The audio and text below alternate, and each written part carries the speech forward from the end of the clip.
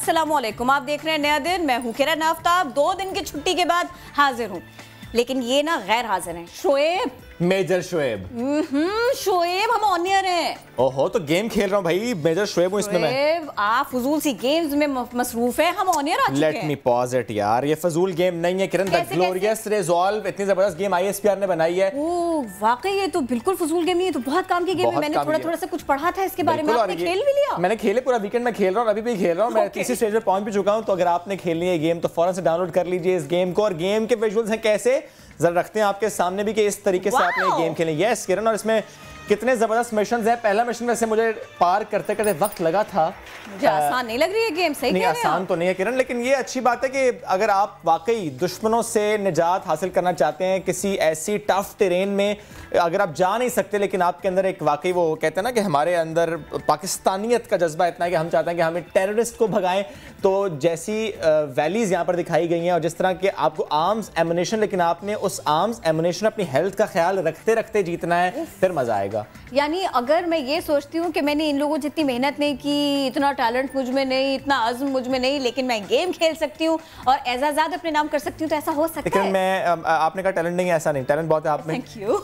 Okay, और दूसरी बात है कि देखिए गेम आप खेल सकते हैं बिल्कुल। जस्ट आपने 2 बातों का ख्याल रखना। एक तो 45 डिग्री पे आपने मोबाइल रखना है क्योंकि वो कैलिब्रेशन अच्छी हो जाती है। प्लस आपका पास ऑप्शन है कि आप जॉयस्टिक की तरीके से खेलना चाह रही हैं या आप अदरवाइज मोबाइल की मूवमेंट से खेलना चाह रही हैं, तो आप जरूर इस गेम को डाउनलोड करें। फिर आप हमें फीडबैक भी दें और देखते हैं जरा कि मेरे और किरण का मुकाबला होने वाला है, कौन इसमें कितने मेडल्स हासिल कर लेता है। निशाने हैदर नहीं, निशाने हैदर नहीं, यहीं तक रुक जाएंगे। मतलब हम अच्छे मेडल हासिल करेंगे। निशाने तो टॉप का बेहतरीन मेडल है कि हम चाह रहे हैं कि हम जिंदा भी रहे अभी और हम इस गेम को खेलते रहे जरा आगे चल के। अच्छा, यानी इस गेम से एक तरफ तो ये कि एक्साइटिंग गेम है, जबरदस्त गेम है, दूसरी तरफ ये कि हमें एक स्ट्रक्चर जानने को मिलेगा, हमें ये पता चलेगा कि इतनी मुश्किल जिंदगी गुजार के ही वो आगे बढ़ते हैं और एजाज़ात भी अपने नाम और ये पबजी शब्जी को भूल जाएंगे, फिर बिल्कुल भूल जाएंगे। हाँ, फिर TGR याद होगा सिर्फ आपको, द ग्लोरियस रिजॉल्व। क्या बात है ना, एब्रीविएशन भी बना ली इन्होंने जबरदस्ती। तो करते हैं हमेशा ये वाला काम ये, लेकिन आज मैं ये जिम्मेदारियां अदा कर देती हूँ। टॉप स्टोरीज मैं आपसे शेयर कर लेती हूँ।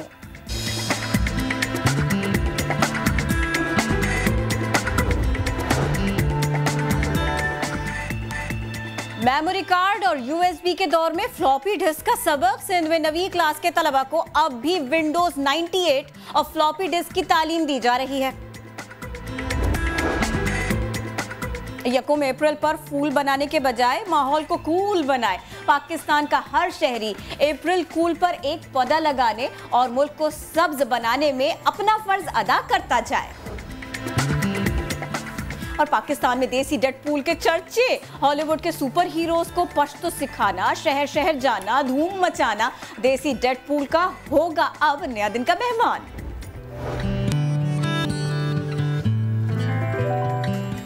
नया दिन में कहेंगे खुशामदीद इक्तदार में आने से पहले। मुखालिफिन पर बरसने वाले इक्तदार में आकर क्या सियासी तनकीद बर्दाश्त नहीं करते, ये हम देखते हैं सोशल मीडिया पर, ये हम देखते हैं मुख्तलिफ फोरम्स पर कि जरा सी जो तनकीद करते हैं, जरा सा जो सवाल करते हैं तो आगे से जवाब नहीं मिलता, आगे से रिएक्शन मिलता है और एक बुरा रिएक्शन मिलता है। हमने देखा जो आजकल हुकूमत पर बरसते नजर आते हैं, लेकिन इजहार राय का हक ये छीना जाना इस मामले को बिगाड़ देता है, मजीद बिगाड़ देता है। और कुछ ऐसा ही फैसलाबाद में हो गया, ऐसा ही कुछ फैसलाबाद में देखने को मिला जब सरबराह बराबरी पार्टी जवाद अहमद ने वजीर आजम पर तनकीद की तो PTI सपोर्टर्स ने पहले तो इनके खिलाफ नारे लगाए, फिर उनसे माइक भी छीन लिया, तकरीर करने से रोक भी दिया। वो ये भूल गए कि सियासी करियर शुरू करने से पहले जवाद लोगों के लिए क्या क्या कुछ कर चुके हैं और तालीम के मैदान में जिसकी पाकिस्तान को सबसे ज्यादा जरूरत है वो क्या कर रहे हैं, किस फैमिली से हैं, कितना अच्छा काम करते आए और उनकी बात कितनी अहमियत रखती है। ये सारे सवाल भुला दिए गए, ये सारी बात भुला दी गई। वाकया सारा क्या था उस पर रिपोर्ट दिखाते हैं, फिर हमारे मौजूद मेहमान हमको ज्वाइन भी करेंगे। क्या कप्तान के खिलाड़ियों की कुव्वत बर्दाश्त कम हो गई? क्या ये सिर्फ तारीफें ही सुनना चाहते हैं? क्योंकि इस फुटेज से लगता तो कुछ ऐसा ही है। कहते हैं नवाज शरीफ साहब करप्ट है, इमरान खान साहब कहते हैं दोनों करप्ट हैं, और फिर आप पीछे चले तो माशाल्लाह जो उन्होंने लगाया। शोर शराबा और हुल्लड़बाजी करते ये हैं पाकिस्तान तहरीक इंसाफ के सपोर्टर्स, जिन्हें मारूफ गुलकार जवाद अहमद की तकरीर ने आग बगोला कर दिया है। फैसलाबाद के नुसरत फतेह अली ऑडिटोरियम में सोशल मीडिया सेमिनार का इनेकाद हुआ। गुलकार जवाद अहमद डाइस पर पहुंचे और वजीर आजम इमरान खान को तनकीद का निशाना बनाना शुरू किया। तो पहले सिटी मेयर के उम्मीदवार ने इमरान खान के हक में नारे लगाए, इमरान खान।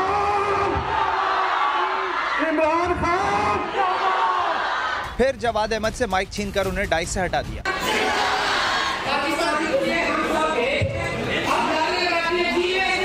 तकरीब शदीद बदनज़मी का शिकार हुई तो जवाद अहमद ऑडिटोरियम हॉल से उठकर चले गए। चेयरमैन बराबरी पार्टी जवाद अहमद हमें ज्वाइन भी कर चुके हैं, उनसे बात करेंगे। जवाद साहब, बहुत शुक्रिया, आपने समा को वक्त दिया। जानना चाह रहे हैं आपसे स्पेसिफिकली इस इवेंट के हवाले से, इवेंट किसने मुनक्किद कराया था, और इस इवेंट में जब आपने बोलना शुरू किया तो आपने ऐसा क्या कहा, तनकीद ऐसी क्या की कि आपको इस तरह का रिएक्शन फेस करना पड़ा? कुछ नौजवान थे वहाँ पे, सोशल मीडिया कॉन्क्लेव के नाम से काम करते हैं। सोशल मीडिया की एक बहुत बड़ी ऑर्गेनाइजेशन उन्होंने बनाई हुई है। उन्होंने मुझे कहा था कि आप आएँ और हम आपके मद्दाह हैं आपकी सियासत के, आप उधर आके बात करें चेयरमैन बराबरी पार्टी पाकिस्तान के हवाले से, क्योंकि यूथ बैठी होगी, हम आपको एक अपॉर्चुनिटी हम भी देंगे, आप भी हम आएँ और हमारा ज़रा अच्छा प्रोग्राम हो जाएगा। तो मैं शुरू से ही एक्चुअली गया इसीलिए था ताकि अपनी पार्टी का पैगाम लोगों तक पहुंचा सकूं। मुझे तो ऐसे फोरम्स चाहिए होते हैं, अदरवाइज़ मुझे ज़रूरत नहीं थी इतनी दूर जाने की। अब सियासी काम आजकल हम कर रहे हैं, म्यूज़िक अलहदा करना पड़ता है रोज़ी रोटी के लिए, तो मेरे पास इतना टाइम नहीं होता कि मैं ये हर जगह पहुँच सकूँ। तो मैं सिर्फ इस काम के लिए गया था। जब मैंने वहाँ बात शुरू की तो वो सारे नौजवान मेरे साथ आ गए, क्योंकि देखे सबके मसाइल हैं, बेरोज़गारी इतनी ज़्यादा है, और बेरोज़गारी तो है, फिर वो कहते हैं ना कि अंडर पेड हैं सारे, एक तो अनएम्प्लॉयमेंट है, एक अंडर एम्प्लॉयमेंट भी है, तो लोगों को समझ आती है बात।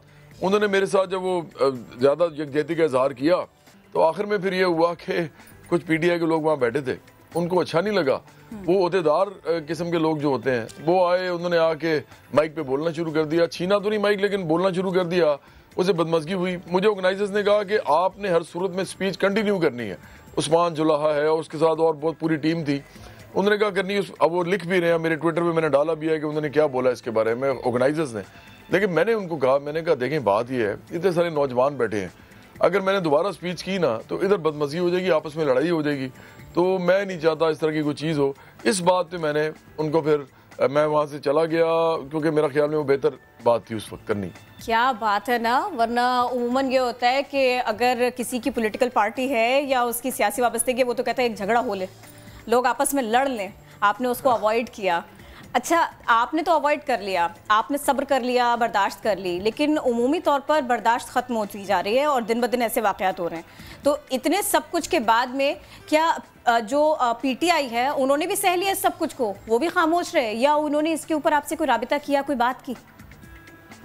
देखें, ये बड़े असल में अफसोस की बात है। मैंने तो जब पहला पैगाम ट्विटर पे दिया अपने आते ही, और मेरे ट्विटर पे पड़ा हुआ है जवाद अहमद 1 पे, कि मैंने कहा कि ये सारे लोग हैं नादान हैं, ये इनकी इस तरह के कल्चर बन गया है पीटीआई का, क्योंकि इमरान खान साहब खुद बहुत ज़्यादा लोगों पे इस तरह की तनकीद करते थे और बहुत ज़्यादा मतलब वो मैं क्या कहूँगा लिहाज नहीं रखते थे, तो वो लोगों के अंदर आ गया। फिर जब वो कुछ नौजवानों ने शुरू किया तो अगली पार्टी के लोगों ने भी शुरू कर दिया, मुस्लिम नून ने भी।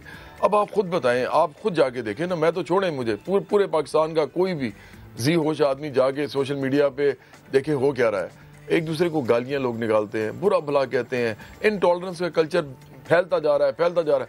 मैंने अपने मैसेज में कहा कि ये नादान लोग हैं, इनकी तरबियत थोड़ी सी इस तरह की होगी, लेकिन इंशाल्लाह मैं इंतज़ार करूंगा, मैं उम्मीद करूंगा कि ये भी बराबरी पार्टी पाकिस्तान में आखिर में शामिल हो। तो मुझे इनसे कोई मसला नहीं है। मुझे ये है कि इनके जो सरबराह हैं पार्टी के और इनके जो बड़ी लीडरशिप है उनको ये नहीं करना चाहिए, और ये जो हमारी पार्टी में आएंगे तो इनका रवैया इंशाल्लाह हम बेहतर करेंगे और हम लोगों को बताएंगे कि ऐसे नहीं करना चाहिए। एक मैं आपको वाकया शेयर करना चाहता हूँ। अच्छा, एक दफ़ा क्या हुआ कि मैं FC कॉलेज में एक स्पीच करने गया, और वहाँ पे अब ये 2018 के इलेक्शन से थोड़ा सा अर्सा पहले की बात है, 1 महीना पहले की बात होगी। वो ISPR ने वो प्रोग्राम तरतीब दिया था और FC कॉलेज की इंतज़ामिया थी उसमें सारी। तो वहाँ शहरियार अफरीदी साहब जो आजकल हमारे वज़ीर दाखिला हैं वो आए हुए थे। मैं अपनी स्पीच, इनकी स्पीच हो चुकी हुई थी, मैं अपनी स्पीच कर रहा था। मैंने कोई इस तरह की इमरान खान साहब की पॉलिसीज़ पे, और इमरान खान साहब की जो मैं समझता हूँ कि वो अमीरों के साथी हैं, वो गरीबों के नहीं, मेरा अपना एक पॉइंट ऑफ व्यू है और वो उनकी पॉलिसी से साबित भी हो रहा है। तो मैंने वो कहा कि इस तरह की बात की, तो ये आए और ये मेरे साथ आके खड़े हो गए, मतलब नीचे से उतर के स्टेज पे मेरे साथ ऐसे करके खड़े हो गए। अब मैं हैरान हो गया। मैं 1 मिनट में बोला, उसके बाद मैंने इनसे पूछा कि शहरियार साहब आप मेरे साथ स्टेज पे क्यों खड़े हुए हैं? उन्होंने कहा बस मैं ऐसे ही खड़ा हूँ। मैंने कहा नहीं ऐसे नहीं हो सकता, आप इस तरह मत खड़े हो, आप अपनी बारी पे आप दोबारा आ जाइएगा। और आप पहले तो बात है कि आप बोल चुके हैं, लेकिन अगर आपने बोलना है दोबारा तो मैं जब कर लूंगा कंप्लीट तो आप दोबारा स्टेज पे आ जाइएगा, अपनी बात कर लीजिएगा। मैं आपको बता ये रहा हूँ कि इमरान खान साहब नहीं, सिर्फ इनकी पार्टी के जो बड़े बड़े लीडर्स हैं ना, इनके अंदर भी अदम बर्दाश्त है। मतलब वो मेरे साथ आगे खड़े हो गए क्यों? ये कोई तरीका तो नहीं था। अच्छा, एक बात और भी है, इलेक्शन से पहले इमरान खान साहब का बॉडी लैंग्वेज और उनकी बातें और इलेक्शन के बाद थोड़ा सा फर्क तो आया है। देखिए ये मानना पड़ेगा, बयानात में भी फर्क आया है उनके। अब वो चीज क्यों नहीं, जिस तरीके से उनका गुस्सा फॉलो किया गया, उनका ये पैटर्न क्यों नहीं फॉलो किया जा रहा? और इस सब कुछ को देखते हुए आपके लिए ये सब कुछ आसान कैसे होगा कि आप लोगों को सब्र और बर्दाश्त का जो है ना वो सिखा सके कि सब्र कैसे करते, बर्दाश्त कैसे करते, ये कैसे सिखाएंगे आप? मैं आपकी बात थोड़ी सी अगर मान भी लूँ ना कि उनके अंदर फर्क आया इमरान खान साहब के अंदर, तो फिर भी मैं नहीं समझता कि उतना आया जितना एक सरबराह ममलकत के अंदर आना चाहिए। अभी भी आप देखिए उन्होंने कराची में जो तकरीर की है, उन्होंने जो अभी उधर बलोचिस्तान में पख्तूनख्वा में जगह जगह तकरीरें जो वो कर रहे हैं, उसके अंदर वो बाकायदा फिर उसी तरह कह रहे हैं कि मैं इनको छोड़ूंगा नहीं, मैं इनको देख लूंगा वगैरह वगैरह। देखें ये सरबराह जो होता है ममलकत का वो इस तरह नहीं देखता, उसके लिए तो तमाम लोग जो हैं उसकी रियाया होते हैं। रियाया का मेरा मतलब है रियाया उस तरह वाली नहीं जो गुलाम होते हैं, लेकिन उनके लिए उससे कुछ करना होता है और वो उनको दरगुजर करते हैं। मैं समझता हूं उनको मदद करनी चाहिए। सही है। मैं एक बात मेरी सिर्फ सुन लीजिए। देखें मैं एक ऐसा आदमी हूँ जो कि हम 4-5 म्यूजिक के अंदर ऐसे लोग हैं, बहुत ज्यादा नहीं है, जिन्होंने इस मुल्क के गांव से लेके देहातों से, कस्बों से, शहरों तक हमने अपनी कैसेट पहुंचाई थी। मतलब बहुत कम लोग हैं ऐसे। आप अगर आप चेक करेंगे ना म्यूजिक इंडस्ट्री में तो 4-5 से ज्यादा लोग नहीं है जिन्होंने 40-40 लाख कैसेट्स जो हैं वो लोगों तक एक एल्बम की पहुंचाई हुई है। तो मैं तो उन आर्टिस्ट में से हूँ। तो इसका मतलब है मुझे पाकिस्तान में तकरीबन सारे लोग जानते हैं, करोड़ों लोग जानते हैं, गरीब से गरीब, अमीर से अमीर, शहर कस्बा सब, जेंडर भी सारे। अब मुझे बताएं कि अगर मेरे साथ आपकी पार्टी ऐसा कर देती है, और मैंने कौन सी ऐसी कोई बात कर दी थी, मैं तनकीद कर रहा था, तो और तनकीद बर्दाश्त करनी चाहिए। मुजम्मत अभी कर दें, सही, हाँ मुजम्मत कर दें तो पता क्या होगा, कल्चर ठीक हो जाएगा। आप बिलीव करें, वो मुजम्मत कर दें, कल्चर ठीक हो जाएगा, मामला निमट जाएगा। लेकिन चले हम आप, क्योंकि अभी आप हमारे साथ मौजूद हैं, तो हम चाहते हैं ये दोस्ती का पैगाम आपकी तरफ से जाए, ये रिक्वेस्ट आपकी तरफ से जाए, क्योंकि सरबराह ममलिकत हैं। बहरहाल हम सब पाकिस्तानी, हम सब ने इकट्ठे साथ बढ़ना है। अगर आप अपना मशहूर ज़माना गाना सुना दें दोस्ती और उससे पैगाम दें तो क्या ही बात हो जाए। हालांकि मैंने पूरी लिस्ट रखी मैं तो बात ही दोस्ती की करता हूं, तो आपने बड़ी अच्छी बात की है। बल्कि आपको बताऊं कि पहला गाना हमारा, मैं जब जुपिटर्स बैंड में था, जब मैं अपनी इंजीनियरिंग यूनिवर्सिटी लाहौर में मैं डिग्री ले रहा था मैकेनिकल इंजीनियरिंग की, उस वक्त भी हमारा एक गाना था यारो यही दोस्ती है। उसका वीडियो भी मेरे पे बना था, तो वो भी हमारा दोस्ती का गाना था। ये तो दूसरा दोस्ती है, मैं सुना देता हूँ, सुनाइए प्लीज। और मैं इमरान खान साहब को भी डेडिकेट करता हूँ और तमाम नौजवानों को पाकिस्तान के बेशक आपस में इख्तलाफ रखें सियासी, लेकिन आपस में जरा प्यार मोहब्बत से बात करें, इतनी ज्यादा गुस्से में मत बात करें। रहे ना रहे ये जीवन कभी, बनी ये रहे दोस्ती, है तेरी कसम ओ यारा मेरे, जुदा हम ना होंगे कभी, हमेशा रहे तू साथी मेरा, ये बंधन रहे यूं सदा, ये ताकत तेरी, ये कुव्वत तेरी, बड़े है मेरी ये दुआ, ओ मेरे यार तू मेरा प्यार, सदा रहे तू सलामत, तेरी मेरी ये दोस्ती, यूं ही रहे ता कयामत। Thank you.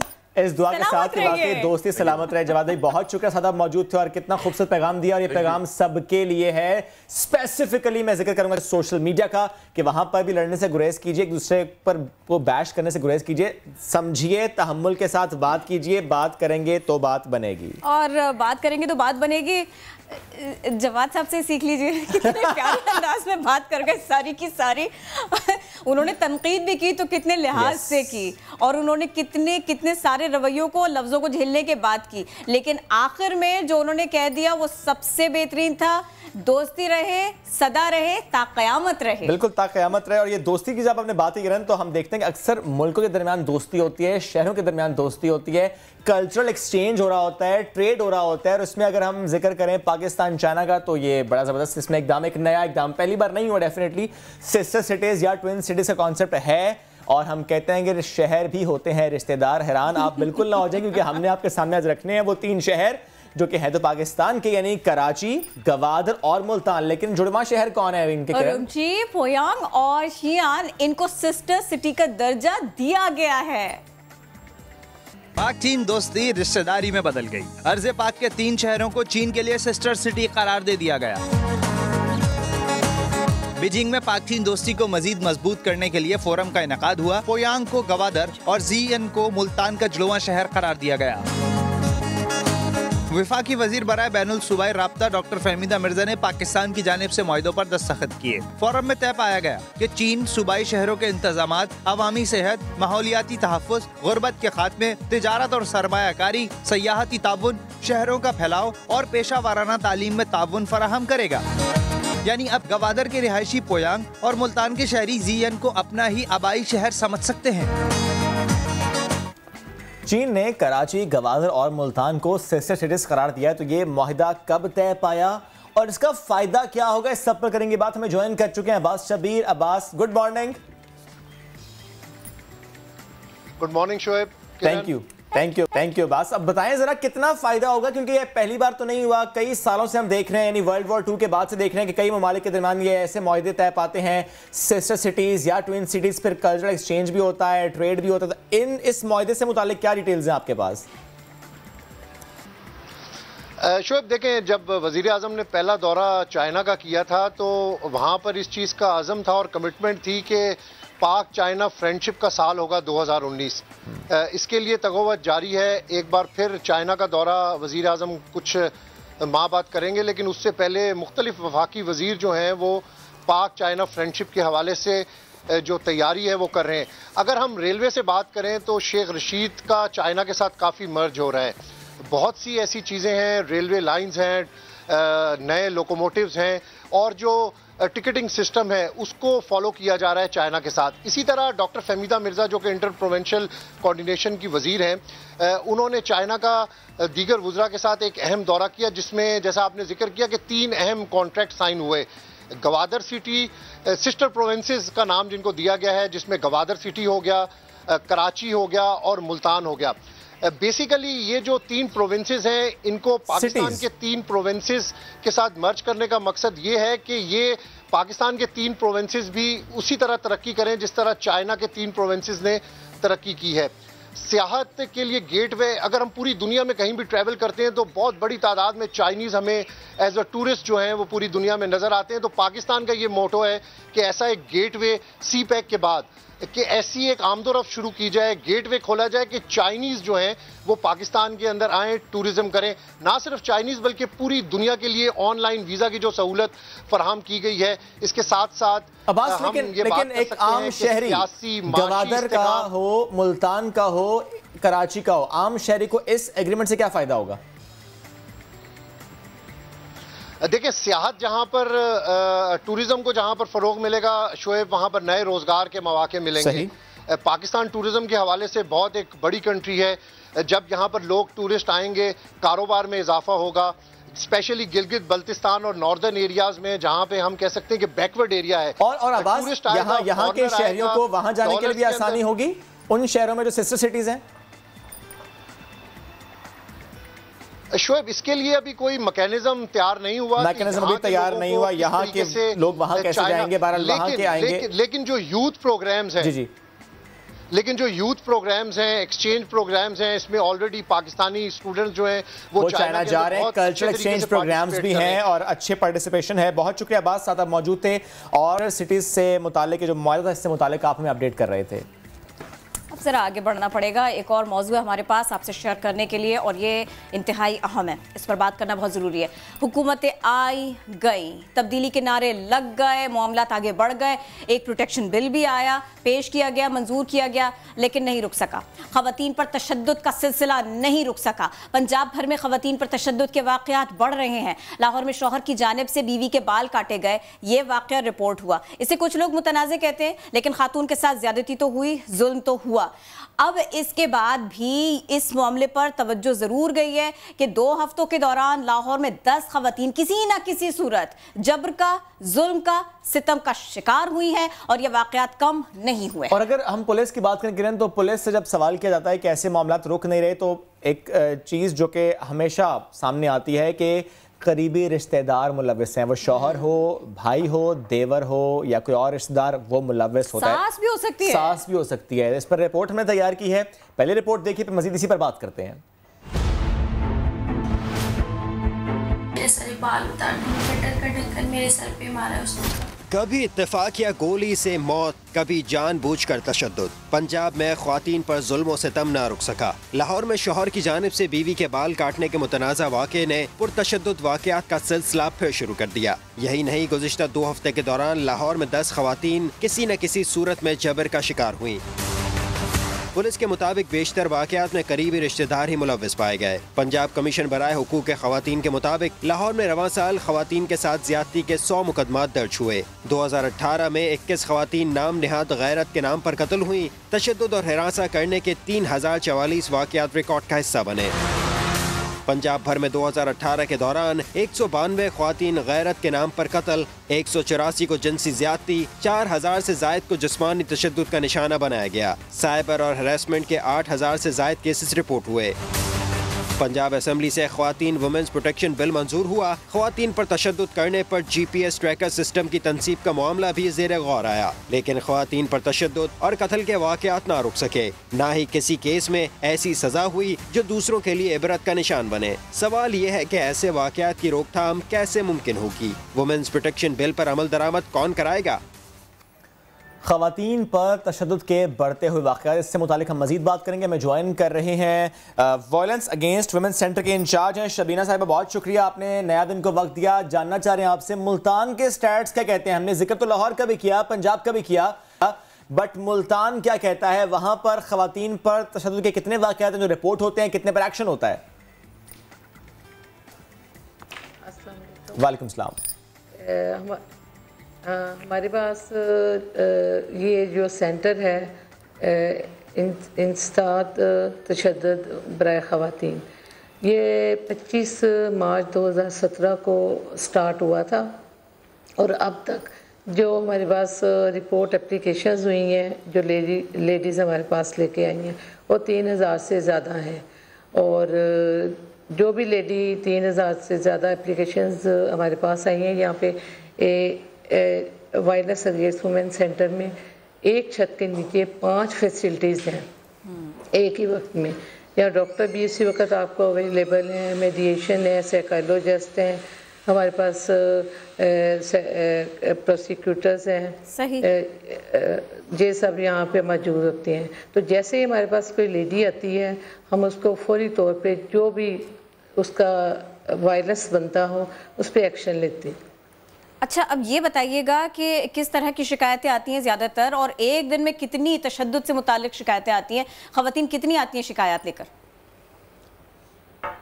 एक दिन में तकरीबन नियर अबाउट 30 के करीब आ जाती हैं एप्लीकेशंस। 30 एप्लीकेशन। और जो ज़्यादातर हमारे पास एप्लीकेशन होती है वो मियाँ बीवी की लड़ाई झगड़े की होती हैं कि बीवी ने शौहर ने बीवी को हरास किया है या उसको तशद्दुद किया है, या देवर या सास की वजह से आती हैं कि उसने हमें मारा है। ज़्यादा हमारे पास 60% मियाँ बीवी की लड़ाई झगड़े की आती हैं।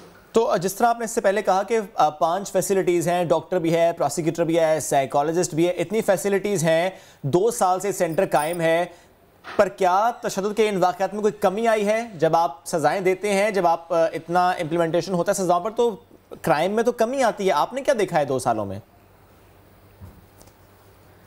यहाँ पे कमी तो नहीं है, इसकी मेन वजह जो है वो इसमें ज़्यादती की वजह जो हमने यहाँ बैठ के ऑब्ज़र्व की है कि एक तो गुर्बत है और एक बर्दाश्त नहीं है। ये चीज़ें नहीं है, उस वजह से मियाँ बीवी की लड़ाई झगड़ा ज़्यादा होता है। छोटे से बच्चे ने कोई बात कर ली, उसके ऊपर वो बात इतनी हद तक आगे चली जाती है कि उनके मियाँ बीवी का तशद्दुद में आ जाती है। वो लेडी लेके हमारे पास एप्लीकेशन आती है और उनकी लड़ाई झगड़ा होता है। और ये भी बता दीजिएगा सॉरी ये भी बता दीजिएगा कि अब आप लोग एक्शन भी लेते हैं, इतना सब कुछ भी हो जाता है, लोगों को लगता था कि शायद नए लोग आएंगे, नई हुकूमतें आएंगी, नए सिस्टम्स आएंगे तो ये सारे मामला ठीक होते रहेंगे। मैं एक बार को ये मान लेती हूँ कि अदम बर्दाश्त है, तालीम की कमी है, गुर्बत ज़्यादा है, लोग इसीलिए उनके रवैये बेहतर नहीं है, लेकिन जब एक्शन लिया जा रहा है तब तो कमी आनी चाहिए।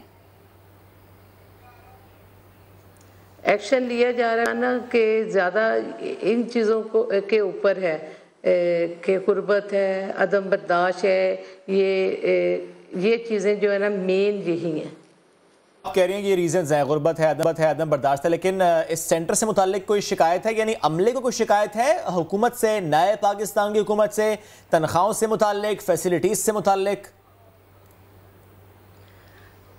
हमारे पास जो स्टाफ था जो कॉन्ट्रैक्ट पे था यहाँ पे, उनका साल के बाद रिन्यू होना था कॉन्ट्रैक्ट, उसके लिए उनकी पे का मसला था। नई हुकूमत ने वो वाला प्रॉब्लम हल कर दिया है, उनकी सैलरी आना शुरू हो गई है। यानी हुकूमत भी सीरियस है, उन्होंने मसाइल हल किए जितने सेंटर को मसाइल दरपेश थे, लेकिन आप कह रहे हैं कि फिर भी इन वाक़यात में कमी इसलिए नहीं हो रही क्योंकि गुर्बत है और अदम बर्दाश्त है। लेकिन कोई नया मैकेनिज्म फिर डिवाइस हो रहा है, क्योंकि देखें गुर्बत का मामला पाकिस्तान का मामला है, अदम बर्दाश्त का मामला ये भी पूरे पाकिस्तान का मामला है, लेकिन बहरहाल कोई ऐसा मैकेनिज्म तो होगा जिससे आपको लगता हो कि वो इम्प्लीमेंटेशन हो तो ऐसे वाक़यात में कमी है। वो चाहे सख्त सजाएं हों, चाहे अगर किसी खातून ने रिपोर्ट किया या किसी फैमिली मेम्बर ने रिपोर्ट किया है तो आप मसालिहत का किरदार भी अदा कर सकें, फैमिली को बिठाकर समझाकर सुलह सफाई भी करा सकें, ऐसे वाक़यात भी होते हैं? जी बिल्कुल, हमारे पास आते हैं तो हम इनकी मसालत भी करवाते हैं। मियाँ बीवी की लड़ाई झगड़े का आया है, उनका कोई किसी किस्म का भी आया, मियाँ बीवी को बुलाते हैं, उनकी मसालत करवाते हैं। हमारे पास मेडिएशन डिपार्टमेंट है, वो उनकी क्लासेस लेते हैं और उनको समझाते हैं दोनों को और मसालत के तौर पे काम। एक सवाल का जवाब दीजिएगा। कुछ पिछले दिनों मैंने खबर पढ़ी थी तो मैं ये पूछना चाह रही हूँ आपसे, ऐसे भी वाकयात होते हैं कि शौहर आए भागे भागे कि बेगम ने बहुत मारा है? जी हमारे पास आते हैं कि जब एक दो मरतबा तो ऐसा भी हुआ है कि लेडी लेके आई है अपने हस्बैंड के ख़िलाफ़ कोई एप्लीकेशन, तो मेल को जब बुलवाया तो मेल ने आके कहा कि इसने भी मुझे मारा था, आप उसका तो करें और हमारे लिए भी कोई एक सेंटर होना चाहिए जो हमारी भी कोई सुने। और आप इतनी अच्छी हैं कि आप उनकी शिकायत भी सुन लेती है, सिर्फ ख़वातीन की नहीं सुनती। शबीना बहुत अल्हम्दुलिल्लाह कोशिश करते हैं कि मसालियत हो। शबीना करीम आप हमारे साथ थी, एसपी विमेन सेंटर है आप, और आप कह रही हैं कि हम तो अपना काम पूरा कर रहे हैं, लेकिन क्या किया जाए, लोगों के रवैयों में तब्दीली नहीं आ रही, बेहतरी नहीं आ रही। बाबस के मैं यही कहूँगी कि अगर प्रोटेक्शन के लिए बिल भी मौजूद है, अगर इदारे भी मौजूद हैं, तो फिर तो भैया जोग्राफियाई हालात बदल जाने चाहिए हैं, चेंजेस दिखाई देने चाहिए हैं। और एक जरा से कोशिश हो भी सकता है ग्राउंड रियलिटीज, मसालिहत का किरदार बड़ा एक अहम होता है। अगर वो आपके खानदान वाले ही कर लें बजाय इसके कि वो जलती आग में तेल छिड़कते हैं, तो ये मामला हल हो जाए, किसी सेंटर में जाने की जरूरत ना रहे, कोई भी ऐसा वाकया रिपोर्ट ना हो। क्या बात कर दी आपने, जलती पे तेल की बात कर दी आपने, पेट्रोल की बात कर दी आपने। किरण, पेट्रोल तो बहुत महंगा होने वाला है भाई, उसके बारे में बहुत मैं खबर, महंगाई में तूफान आ रहा है, क्योंकि कह रहे थे कि पेट्रोल में पता नहीं कितना तूफान आएगा कि हुकूमत ने अवाम पर एक बार फिर पेट्रोल बम गिराया है, किस तरीके से कि 6 रुपए फी लीटर तक महंगी कर दी गई पेट्रोल मसनूआत, और अब नई कीमत होगी। मैं चीख भी नहीं सकती। और अब किस तरह मैं मुस्कुराया, हालांकि मुझे मुस्कुराना नहीं बनता कि मैंने अभी गाड़ी में अपना टैंक फिल कराया, जो पहले अगर कम का होता था ज्यादा का होगा। लाइट डीजल कीमत की अगर बात करें तो वो 117 रुपए तक पहुंच गई है, और किरण बड़ा दिलचस्प सा एक जुमला मैं यहाँ शेयर करना चाह रहा हूँ कि सोशल मीडिया पर चल रहा है कि हुकूमत पहले कहती है, आदिल साहब करते हैं, दिलचस्प जुमले उनके पास होते हैं। चलिए बताएं आप क्या कह रहे हैं। वो अक्सर ही कहा जाता है कि 12 रुपए के पहले कहते हैं कि 12 रुपए तक महंगाई करेंगे, फिर साथ ही कह देते हैं कि नहीं 12 रुपए बहुत ज्यादा है भाई, 10 रुपए करेंगे महंगे हम, तो ये भी हुकूमत कर जाती है, लेकिन भाई 6 रुपए की है। तो इस पर सारिफीन बहुत ही सीख पाए कि भाई क्यों, क्योंकि असद उमर की ना वो तकरीर हमें याद आ जाती है कि इतने टैक्सेस क्यों भैया, इतना तो पेट्रोल की कीमत होनी नहीं चाहिए। तो हुकूमत तो आपकी है, खैर इस पर बात किससे करनी चाहिए, अदनान आदिल से ही करनी चाहिए। अदनान साहब क्योंकि मैं हूं फ्रेम में, तो गुड मॉर्निंग। पहले मैं कहता हूं, ये बताएं कि गाड़ी में आज आपने पेट्रोल फिल कराया है? गुड मॉर्निंग जी, मैंने कल कराया था तो बचत हो गई मेरी। कल कराया था ना? कल सुबह कराया था। कल दोबारा कराना पड़ेगा फिर बचत नहीं होगी। हाँ, अब तो जाहिर है ये तकरीबन 500,000 रुपए का खर्चा जो है ज्यादा पड़ेगा। लेकिन आप देखिए कि ये जो प्राइसेस होती हैं ऑयल की, ये तो कोई हुकूमत के इख्तियार में ऐसा होती नहीं है। ये तो इंटरनेशनल लेवल पर जब ऑयल, ब्रेंट ऑयल की प्राइस बढ़ेगी तो उसके मुताबिक पाकिस्तान में भी ऑटोमेटिक उसकी प्राइस बढ़ेगी। अब ओगना ने तो ये कहा था कि इसको 11 रुपए बढ़ाएं, हुकूमत ने 5 रुपए खुद पे ले लिए और बाकी जो है वो कस्टमर्स पर और आवाम पर पास ऑन कर दिए। तो ये जो भी हुकूमत हो, हमें याद है कि एक ज़माने में ये 112-13 तक चली गई थी पेट्रोल की प्राइस पर लीटर। ये जरदारी साहब का शायद दौर था, उस जमाने में इंटरनेशनल लेवल पर ऑयल की कीमतें बहुत बढ़ गई थी। अदनान तो साहब, फिर ये कम होती अदनान साहब आपका तज्जिया तब भी यही था जो अब आप कह रहे हैं कि हुकूमत के कंट्रोल में नहीं होता? हाँ, मैं इस मामले में जो हूँ वो समझता हूँ मुझे अच्छी लगी। किरण, आप बहुत शरारती हो गई। देखिए बात यह है कि जो प्राइसेस हैं वो तो इंटरनेशनल प्राइसेस के साथ कनेक्टेड हैं और हर हुकूमत मजबूर होती है। लेकिन हुकूमत को कुछ ऐसे काम भी करने चाहिए कि जो डिसएडवांटेज्ड सेक्शंस ऑफ सोसाइटी हैं और जिनकी कम आमदन है, उनके लिए हुकूमत कुछ ऐसा काम करे कि उनको ये जो लॉस हुआ है और जो उनके ऊपर इजाफी बोझ पड़ा है, वो हुकूमत उनकी कुछ मदद कर सके। मसलन ये कि जो सरकारी मुलाजमीन हैं, अगर उनको कोई अबूरी रिलीफ दे दिया जाए, कोई हुकूमत उनको 5%, 10% उनकी पे में इंडेक्सेशन कर दे, कुछ उनको रिलीफ दे दे, तो उनके ऊपर जो महंगाई का बोझ है वो थोड़ा कम हो जाएगा। इसी तरह जो मोटरसाइकिल चलाने वाले लोग हैं, उनके लिए मेरा ख्याल है 500,000 रुपए का बोझ भी बहुत ज़्यादा बोझ है बनिस्बत उन लोगों के जो ज़्यादा इनकम की ब्रैकेट में आते हैं और कार चलाते हैं या SUVs चलाते हैं। तो हुकूमत को चाहिए कि मोटरसाइकिल वालों के लिए भी कोई ऐसा सिस्टम शुरू करे कि उनको कुछ कूपन्स मिल जाएं या उनको कोई ऐसी चीज़ मिल जाए जिससे उनको थोड़ा सब्सिडाइज्ड कर दे ऑयल को। लेकिन ये कि जो प्राइसेस हैं ये तो फ्लक्चुएट होती रहेंगी और हम बार बार यही कहेंगे बम गिर गया, बम गिर गया। एक तो ये कुछ हेडलाइन भी तब्दील होनी चाहिए, ये बार बार आप बता दें पॉलिसीज तब्दील नहीं होगी या प्राइसेस जो है ना वो तब्दील होगी नहीं होगी, लेकिन महंगाई बढ़ रही है। अब आप मुझे ना महंगाई बहुत बढ़ रही है, ये बता दें आप मुझे। चले देखिए, महंगाई बहुत बढ़ रही है, इसको ये भी कह सकते हैं कि आवाम महंगाई में पिस गए और कीमतें आसमान को छूने लगी। हम चेंज करें, वो अपनी पॉलिसी चेंज ना करें, एतराज उस पर नहीं है आपको। आज तो मैं आपको तर्जुमान पाकिस्तान तहरीक इंसाफ हमारे साथ मौजूद है। ओ, इतना बड़ा इल्जाम लगा रहे हैं आप मुझके मेरे पे। शायद मैं आपको गुड मॉर्निंग नहीं कहूंगा। मैं कहूंगा फिर भी, आप तर्जुमान अवाम क्यों नहीं है? मैं भी कहती हूँ कि गुड मॉर्निंग। अदनान साहब, अच्छा देखिए, बात ये है कि जब आपकी आमदन कम हो और खर्च ज्यादा हो तो फिर तो ये हालात पैदा होने ही हैं। पाकिस्तान के लोग जो हैं बहुत अरसे से वो इस बात के आदी हो गए हैं कि आमदनी फर्ज कीजिए कि 50,000 रुपए है हुकूमत की और खर्चा 1 लाख रुपए है, तो कर्जा ले लेकर हुकूमत चलाई जाती रही है बहुत तवील अरसे से, और लोग जो हैं उसके अब कर्जों की उसमें दलदल में हम धंस चुके हैं। तो अगर ये मैयर्स ठीक करने के नहीं लिए जाएंगे, कड़वी गोली नहीं खाई जाएगी, तो हालात इससे भी ज़्यादा ख़राब हो जाएंगे। आपको पता है दुनिया में ऐसे मुल्क हैं जहाँ पे 100%, 200% और इससे भी ज़्यादा इन्फ्लेशन है, जैसे वेनेजुएला है, जैसे ग्रीस की सूरत हाल हमारे सामने थी। तो बजाय इसके कि हम उस हालत पे पहुंच जाएं, हमारे यहाँ तो अभी भी कंट्रोल्ड है, 6-7% इन्फ्लेशन है, इससे पहले कि हम उस तरह के हालात में पहुंच जाएं और जहाँ पे चीज़ें मिलना बंद हो जाती हैं। ऐसे भी मुल्क हैं जहाँ पे इतनी महंगाई बढ़ जाती है कि लोगों को पेट्रोल नहीं मिलता, आम इस्तेमाल की चीज़ें नहीं मिलती। हमने बहुत असराफ किया है, हमने अपनी आमदन से बढ़कर बहुत ज़्यादा पैसा खर्च किया है। हमने बजाय सनतें लगाने के मोटरवेज बनाई हैं। एक मुल्क है जहाँ पे 60% लोग 2 वक्त की रोटी मुश्किल से खाते हैं, हमने लग्जरी प्रोजेक्ट्स बनाए हैं। तो उसका नतीजा तो भुगतना पड़ेगा। असल चीज़ ये होती है मुल्क में इंडस्ट्री लगे, प्रोडक्शन बढ़े और फिर आप जो हैं वो ऐसे मंसूबे शुरू करें। हमने उल्टा काम किया है कि रोटी खाने को नहीं है, बाजार से बहुत महंगा सूट ला के पहन लिया। तो इस तरह की जब पॉलिसीज इख्तियार की जाएंगी तो उसका नतीजा यही निकलेगा जो इस वक्त निकल रहा है। सबसे बड़ी महंगाई तो मिडिल क्लास के लिए हुई है। आप देखिए जब रुपए डिवैल्यू हो गया, 100 रुपए से इस वक्त 142 पे आ गया और कहा जा रहा है कि 150 160 तक ये चला जाएगा, तो उससे ये हुआ है कि जितनी चीजें बाहर से आती हैं, कारें हैं, इलेक्ट्रॉनिक्स का सामान है, मेकअप का सामान है। अब किरण आफताब को तो पता है मेकअप का सामान कितना महंगा हो गया है। तो थोड़ा सा मुझे भी पता है, मुझे भी वो करानी पड़ती है, पफिंग करानी पड़ती है। तो आप ये देखिए कि ये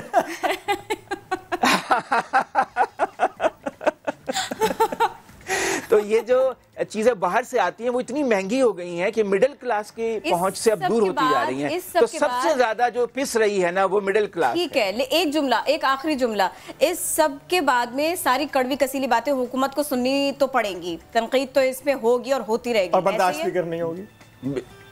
और तो मुझे भी सुननी पड़ रही है। अब शुएब ने तो मुझे भी सुना दी। मैं आपसे इज़हार यकजहती ये तो आज मुझे अपनी सांस लगे हैं। ये आपने मेरे पे इल्जाम लगा दिया है। ये हिडन टैलेंट है, इसके ऊपर मैं पूछती हूँ। और आप देखिए किरण, आप जब वो औरतों का सेक्शन हो रहा था ना तो आप कह रही थी कि ये सास को आप देखिए, आप ऐसी बातें ना किया करें। क्यों? अभी नया काम शुरू हुआ है। और बल्कि आपको तो ना मुझे वाकई मेकअप का थोड़ा सा सामान तोहफा देना चाहिए, क्योंकि मैंने पूछा था कि क्या मर्द भी आते हैं शिकायत लेके, मियाँ भी आते हैं बेलन खा के अक्सर आते हैं। कह रही थी। देखिए आपके दिल में कितना हमदर्दी का जज्बा है मर्दों के लिए, मैं बहुत मुतासिर हूँ। ज्यादा मुतासिर ना होइएगा। बेलन है मेरे पास।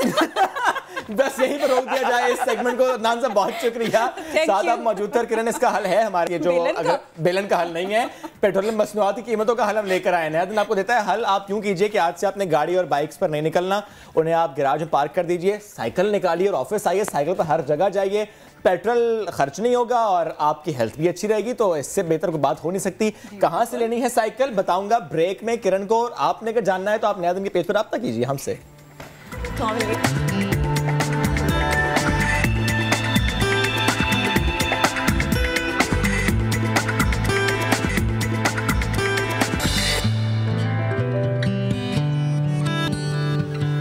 Welcome back. April cool, not fool, only cool, क्योंकि 1 अप्रैल को हमने आपको सिखाना है, बल्कि ये बताना है कैसे आपने फूल को कूल करना है। पाकिस्तान को कैसे आप कूल पाकिस्तान बना सकते हैं अगर हर शहरी एक पौधा लगाए। वैसे किरण ने कहा था पिछले हफ्ते के 7 पौधे लगाने, तो मैं इसलिए कह रहा हूं एक लगाए ना किरण, पूरा वीक है आपके पास, तो 7 पौधे हो जाएंगे ना यार। पूरा वीक आपने पौधे लगाने और एक एक करके लगाते जाएंगे और 7 पौधे हो जाएंगे। जबरदस्त काम हो जाएगा। अप्रैल कूल हो जाएगा। अप्रैल कूल हो जाएगा। दरख्त लगाएं, जिंदगी बचाएं। 1 अप्रैल पर जहां बहुत लोग बहुत तरीकों से दूसरों को फूल बना रहे हैं ना, वहीं सोशल मीडिया पर कुछ सारिफीन अप्रैल को कूल बना रहे हैं, यही पैगाम दे रहे हैं। चलिए इस 1 अप्रैल को हम अपने माहौल की बेहतरी और शादाबी के लिए एक नेक काम करें। नेक काम से इसका आगाज करें। हर फर्द अपने हिस्से का काम करे, यानी एक पौधा लगा दे और यूं अप्रैल को कूल बना दे। पौधे लगाए, दरख्त लगाए, हमारे माहौल का यही तो जेवर है। जमीन की खूबसूरती दरख्तों की ही मरहून मिन्नत है। तो नए दरख्त लगाना अपना फर्ज समझे ताकि आने वाली नस्लें इससे फायदा उठा सकें, सुख का सांस ले सकें। और इसी बार हम मजीद भी बात करेंगे। हमारे साथ मौजूद है माहिर माहौलियात शहजाद कुरैशी साहब। सर वेलकम टू नया दिन। आप तकरीबन 1 साल बाद हमारे पास ये आए हैं और बड़ा अच्छा काम करते हैं अर्बन फॉरेस्ट्री से मुताल्लिक। तो इससे पहले कि मैं अप्रैल कूल के बारे में बात करूं, जितना कुछ आपने अब तक किया उसके हवाले से इस तरह से ओवरव्यू तो दें। कराची को कूल बनाने में आपका किरदार कितना रहा है? अच्छा किया है। एक तो बड़ा अच्छी टैगलाइन शुरू हो गई है कि जी कूल कर लें इसको, और कूल करने की जरूरत हर रोज को है। कोशिश करेंगे वो हर रोज काम करने की कोशिश करें। सिर्फ अप्रैल नहीं, सिर्फ अप्रैल 1 से काम नहीं चलने वाला। अप्रैल टू अप्रैल करेंगे, पूरा साल कूल हो जाएगा। अप्रैल टू अप्रैल भी करें और अप्रैल के अलावा हर रोज़ करने की कोशिश करें, बिकॉज अनफॉर्चुनेटली हमारे पास जो माहौलियाती तगय्युरात का जो इशू अब क्रिएट हो चुका है वो इतनी आसानी से कम नहीं हो सकता। तो इस वजह से कि आप किसी एक दिन साल में करके जो है ना अपनी जिम्मेदारियों से सुबकदोश हो जाएं, वो होना आसान नहीं है। पिछले साल हमने बात की थी और हमने पिछले साल मार्च में जब अपने प्रोजेक्ट पे काम शुरू किया था, तो मार्च से शुरू किया और सितंबर तक हमने उसमें तकरीबन 7,000 दरख्त लगाए थे और उससे पहले भी कुछ लगे हुए थे। तो अब वहाँ टोटल तकरीबन काउंट जो है इस जनवरी से हमने फिर लगाने शुरू कर दिए थे और अब हम उस पार्क के अंदर तकरीबन 10,000 दरख्तों तक पहुँच चुके हैं। दैट शोज कि आपने केयर किया, वरना हम देखते हैं कि पौधे लगाए तो जाते हैं, फिर केयर नहीं की जाती, पानी नहीं दिया जाता, सूख जाता है। ये जिम्मेदारी हम लेते हैं। हम यही लोगों से कहते हैं कि यार आप करने का शौक रखते हैं, आपके दिल में दर्द है, आप आके हमारे पास लगा दें, उसके पालने की जिम्मेदारी हमारी है। वाह, आप हमें ला के दे दें, आप लगवा दें, हम आपको देंगे, पौधा भी देंगे, आपको लगाने की जगह भी देंगे, आप लगाएंगे और उसके बाद हम उसे पालेंगे और उसे जंगल बना के छोड़ेंगे, फॉरेस्ट बना के छोड़ेंगे। हम वो दूर दूर 20-20 फुट के फासले वाला दरख्त का कॉन्सेप्ट हमारा नहीं है। हम बहुत ही डेंस फॉरेस्टेशन करते हैं और इंशाल्लाह उसकी खूबसूरती है कि हर चीज़ का फ़ायदा 30 गुना ज़्यादा है उसकी वजह से। तो ऑक्सीजन भी अर्बन फॉरेस्ट्री एब्सोल्युटली फॉरेस्ट की शक्ल में 30 गुना ज़्यादा ऑक्सीजन पैदा होती है, 30 गुना ज़्यादा कार्बन डाइऑक्साइड को एब्जॉर्ब करता है और इकोसिस्टम क्रिएट होता है जिसमें फिर तमाम बाकी स्पीशीज जो है ना वो आके अपना घर बनाते हैं। कंक्रीट के जंगल को अर्बन फॉरेस्ट में तब्दील करना ये बड़ा चैलेंज है। कोशिश कर रहे हैं। और वो जो इतने छोटे छोटे बीज और इतने मुन्ने मुन्ने प्लांट्स थे वो आप कितने बड़े हो गए साल भर में, ये बताएं। अच्छी बात यह है कि हम छोटे पौधे नहीं लगाते हैं। हम कोशिश करते हैं कि उन्हें 3 से 4 फुट का पौधा होना चाहिए ताकि उसके अंदर विथ स्टैंड करने की ताकत हो और वो अब हम लगाते हैं। एक साल में जहाँ पे हमने पिछले साल मार्च में जो पौधे लगाए थे वो अल्लाह का शुक्र है अबाउट ऑन एवरेज तकरीबन 8 से 10 फुट के। उसमें से कुछ दरख्त जो हैं वो अब तकरीबन 18 फुट के हो चुके हैं और इतना डेंस हो चुका है कि एक्चुअली मैं और आप उसमें जा नहीं सकते। हाँ, वो इंतहाई वो एक्चुअली एक जंगल की शक्ल इख्तियार कर चुका एक साल में ही है।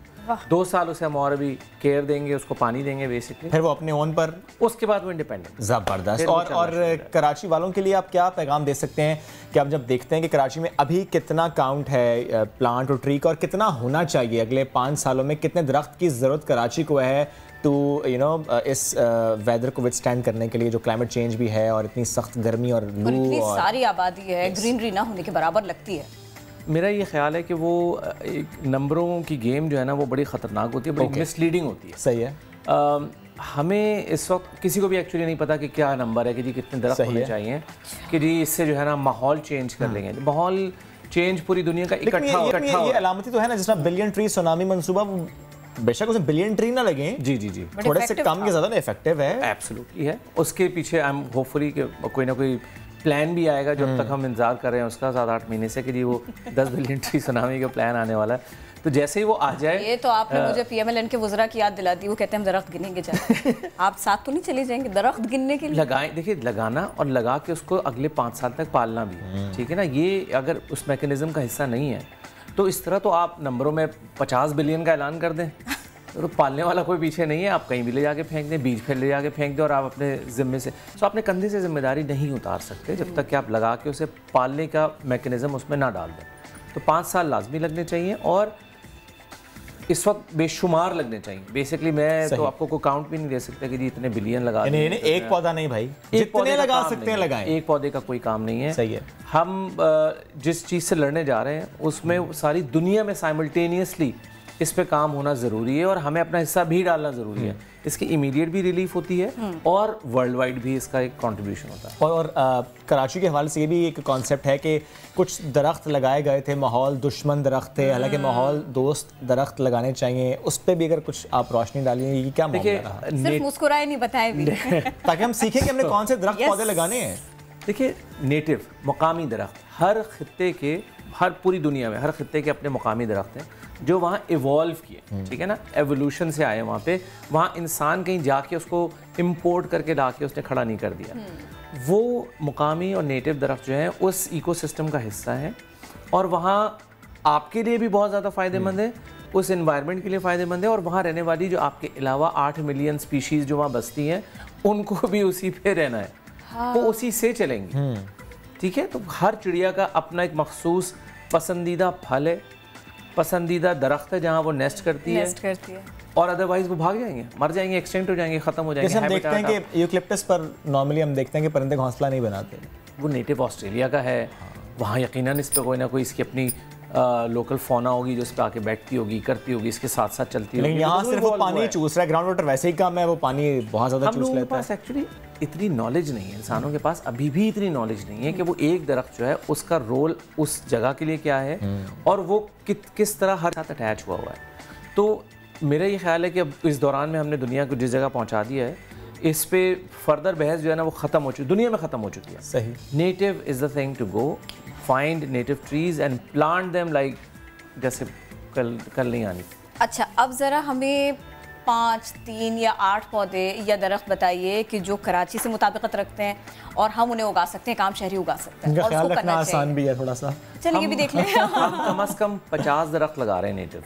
ओके। अपने जंगल के अंदर मुसलसल मिक्स करके लगाते हैं, क्योंकि एक जंगल जो है वो इसका मतलब ये है कि वहाँ पे हर किस्म का पौधा उग रहा है। मेरे और आपकी चॉइस पे नहीं है। 50 है और हम उसको बढ़ा के इंशाल्लाह लेके जाना चाहते हैं 100 तक। हम वो स्पीशीज़ ढूंढ रहे हैं जो कि अब नापैद हो चुकी है, नज़र नहीं आ रही हैं।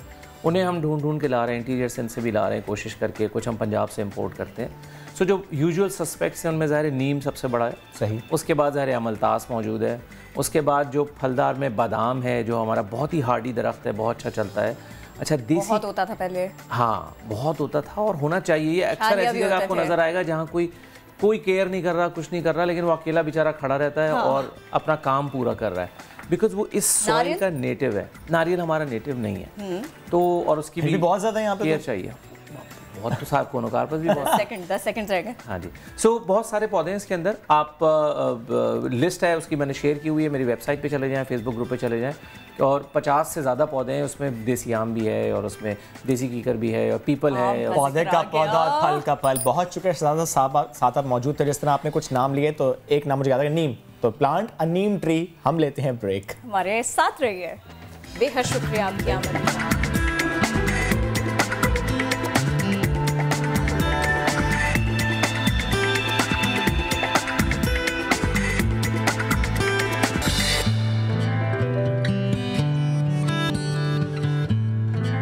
हाजिर हैं ब्रेक के बाद। अब जरा बात करेंगे कि तालीमी इदारों में जो पढ़ाया जा रहा है, हम ये तो देखते हैं कि इस्लामिक हिस्ट्री पढ़ाई जा रही है, पाकिस्तान स्टडीज पढ़ाई जा रही है, लेकिन किरण क्या आप जानते हैं कि कंप्यूटर हिस्ट्री भी पढ़ाई जा रही है? यानी कंप्यूटर साइंस के बजाय उसे कंप्यूटर हिस्ट्री कहना चाहिए। बिल्कुल यही कहना चाहिए। दुनिया चांद पर चली गई, लेकिन हम कंप्यूटर की हिस्ट्री में उलझे हैं। सिंध के तलबा फ्लॉपी डिस्क और विंडोज 98 की तालीम से आगे नहीं बढ़ पाए, इसीलिए शोएब कह रहे हैं कि भैया यहाँ तो कंप्यूटर की हिस्ट्री पढ़ाई जा रही है। जी हाँ, और वड्डे साईं के इक़्तिदार में ये सब कुछ हो रहा है कि सरकारी स्कूलों की नवीं जमात के तलबा को मेमोरी कार्ड नहीं, USB नहीं, ये दौर तो उसका है, यानी ड्रॉप बॉक्स का है, गूगल ड्राइव का है, लेकिन सबक पढ़ाया जा रहा है उस डिस्क का जो कि अब ऑब्सोलीट हो चुकी है। तो क्लास के तलबा को अब भी विंडोज 98 ऑडियो कैसेट से मुतालिक पढ़ाया जा रहा है, और क्या कुछ है जो कि पढ़ाना चाहिए लेकिन नहीं पढ़ाया जा रहा। रिपोर्ट देखिए, मजीद इसी पर बात करते हैं।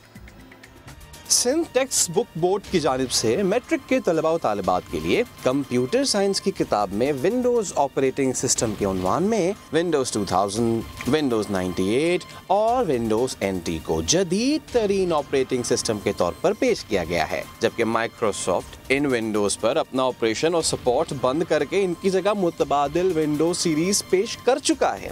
यही नहीं, निसाब में कहीं भी हालिया इस्तेमाल होने वाली लैंग्वेजेस के साथ जावा का तस्करा मौजूद नहीं। किताब में स्टोरेज डिवाइसेस में हालिया डिवाइसेस की जगह फ्लॉपी ड्राइव और मैग्नेटिक वीडियो डिवाइसेस यानी ऑडियो कैसेट ने ले रखी है, और सिलेबस में USB पोर्ट का तज़किरा मौजूद है, और ना ही ऑनलाइन इस्तेमाल होने वाली गूगल और दीगर ऑनलाइन स्टोरेज ड्राइव्स निसाब में शामिल हैं।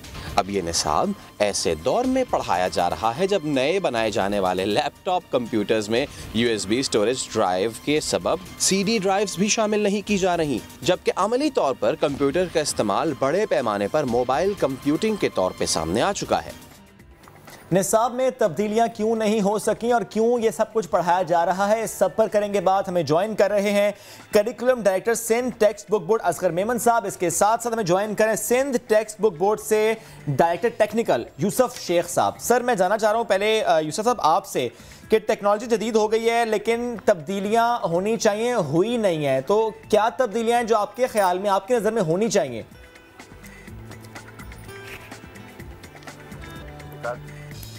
वो किया जा रहा है, ये करिकुलम 2000 के मुताबिक बनाई गई थी, और इसके बाद करिकुलम रिवीजन हुआ, और वो रिवीजन प्रोसेस जो है कंटिन्यूस चलता आया। अब टेक्स्ट बुक बोर्ड जो है वो किताबें तैयार करता है एज पर करिकुलम। उसे जब भी करिकुलम मुहैया किया जाता है वो उसकी तैयारी में अपना काम शुरू कर देता है। हमने 2 फेजेस में काम किया। क्लास 1 to 5 रिवाइज करिकुलम के मुताबिक जो हमें ब्यूरो ने सप्लाई किया उसके मुताबिक बनाई। इसके बाद फिर 6 to 8 हमने उसी करिकुलम रिवाइज करिकुलम के मुताबिक बनाई। अब 3rd फेज में हम 9-10 की किताबें बनाने जा रहे हैं जो इंशाल्लाह 2020 में शाया कर दी जाएंगी। उसके मुताबिक नए करिकुलम के मुताबिक तमाम बुक्स जो हैं 9-10 की physics, chemistry, mathematics, biology, computer science, तमाम जदीद करिकुलम के मुताबिक शाया हो। सही। और ये जो एक मसला आता है सर कि करिकुलम तो आ गया लेकिन पब्लिश नहीं हुआ, इसमें रिस्पॉन्सिबिलिटी किसकी है? यानी अगर ये कहा जाए कि जी छापा नहीं गया लेकिन दूसरी तरफ से कहा जाए कि हमने तो दे दिया था, फिर रिस्पॉन्सिबल कौन है? नहीं, ऐसा नहीं है कि छापा नहीं गया। करिकुलम जब भी टेक्स्ट बुक है तो उन्होंने उसको अकॉर्डिंगली किताबें तैयार करवाई हैं और छापा है। अब किताबों का जो सिलसिला है तैयारी का वो कम से कम 6 से 8 माह ले लेता है। हमें करिकुलम 9-10 का कंप्यूटर साइंस का 2018 में मुहैया किया गया। उसके बाद से हमने उसकी डेवलपमेंट फेज में चले गए, वो लिख दी गई हैं, अब वो रिव्यू होने के लिए तैयार हैं। तो इंशाल्लाह ताला 2020 में वो किताब जो है वो शाया कर दी जाएगी। 2020 में शाया की जाएगी। इतने सालों से पढ़ना पड़ा स्टूडेंट्स को वो सब कुछ जो कि ऑब्सोलीट हो चुका है। बहरहाल असगर साहब, मैं आपकी जानिब आना चाहूँगा। 13 साल तकरीबन गुजर गए कि निसाब की तब्दीली की बात हो रही है लेकिन हुआ नहीं, और कितना वक्त लगेगा? 2020 की बात तो कर दी यूसुफ शेख साहब ने, और ये पूछेगा कौन कि इतना वक्त ज़ाया हो गया? देखें जी, हमारा कोई वक्त की बात नहीं होती। असल में देखें, एक फेजेस होता है करिकुलम के रिवीजन का। 2002 के बाद 2006 में एक नेशनल करिकुलम बना। अब ज़ाहिर है उस वक्त फिर 18th अमेंडमेंट आ गई और ये सारी चीज़ें इसलिए डिले हो गई कि उस वक्त मुल्क के हालात कुछ इस तरह के हो गए जिसमें ये सारी चीज़ें हमारी नहीं हो सकी, इम्प्लीमेंट नहीं हो सकी और किसी भी सूबे में नहीं हो सकी थी। सिंध में 2013 से ये हमने नया करिकुलम इम्प्लीमेंट करना शुरू कर दिया है और उसको वक्त के साथ साथ हम रिव्यू करते चले जाते हैं।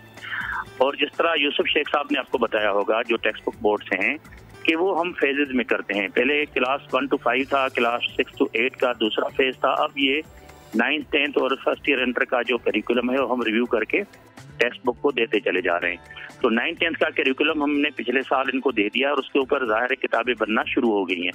और किताब बनवाने का जो मरहला होता है वो इतना जल्दी नहीं हो जाता कि हम 1 या 2 महीने में कोई किताब ला सकें, तो इसलिए थोड़ा सा टाइम लगता है। लेकिन ऐन मुमकिन है कि वो जल्द से जल्द इंशाल्लाह आपके हाथों में वो नई चीज़ें होंगी जो बिल्कुल नए तरीके से हैं।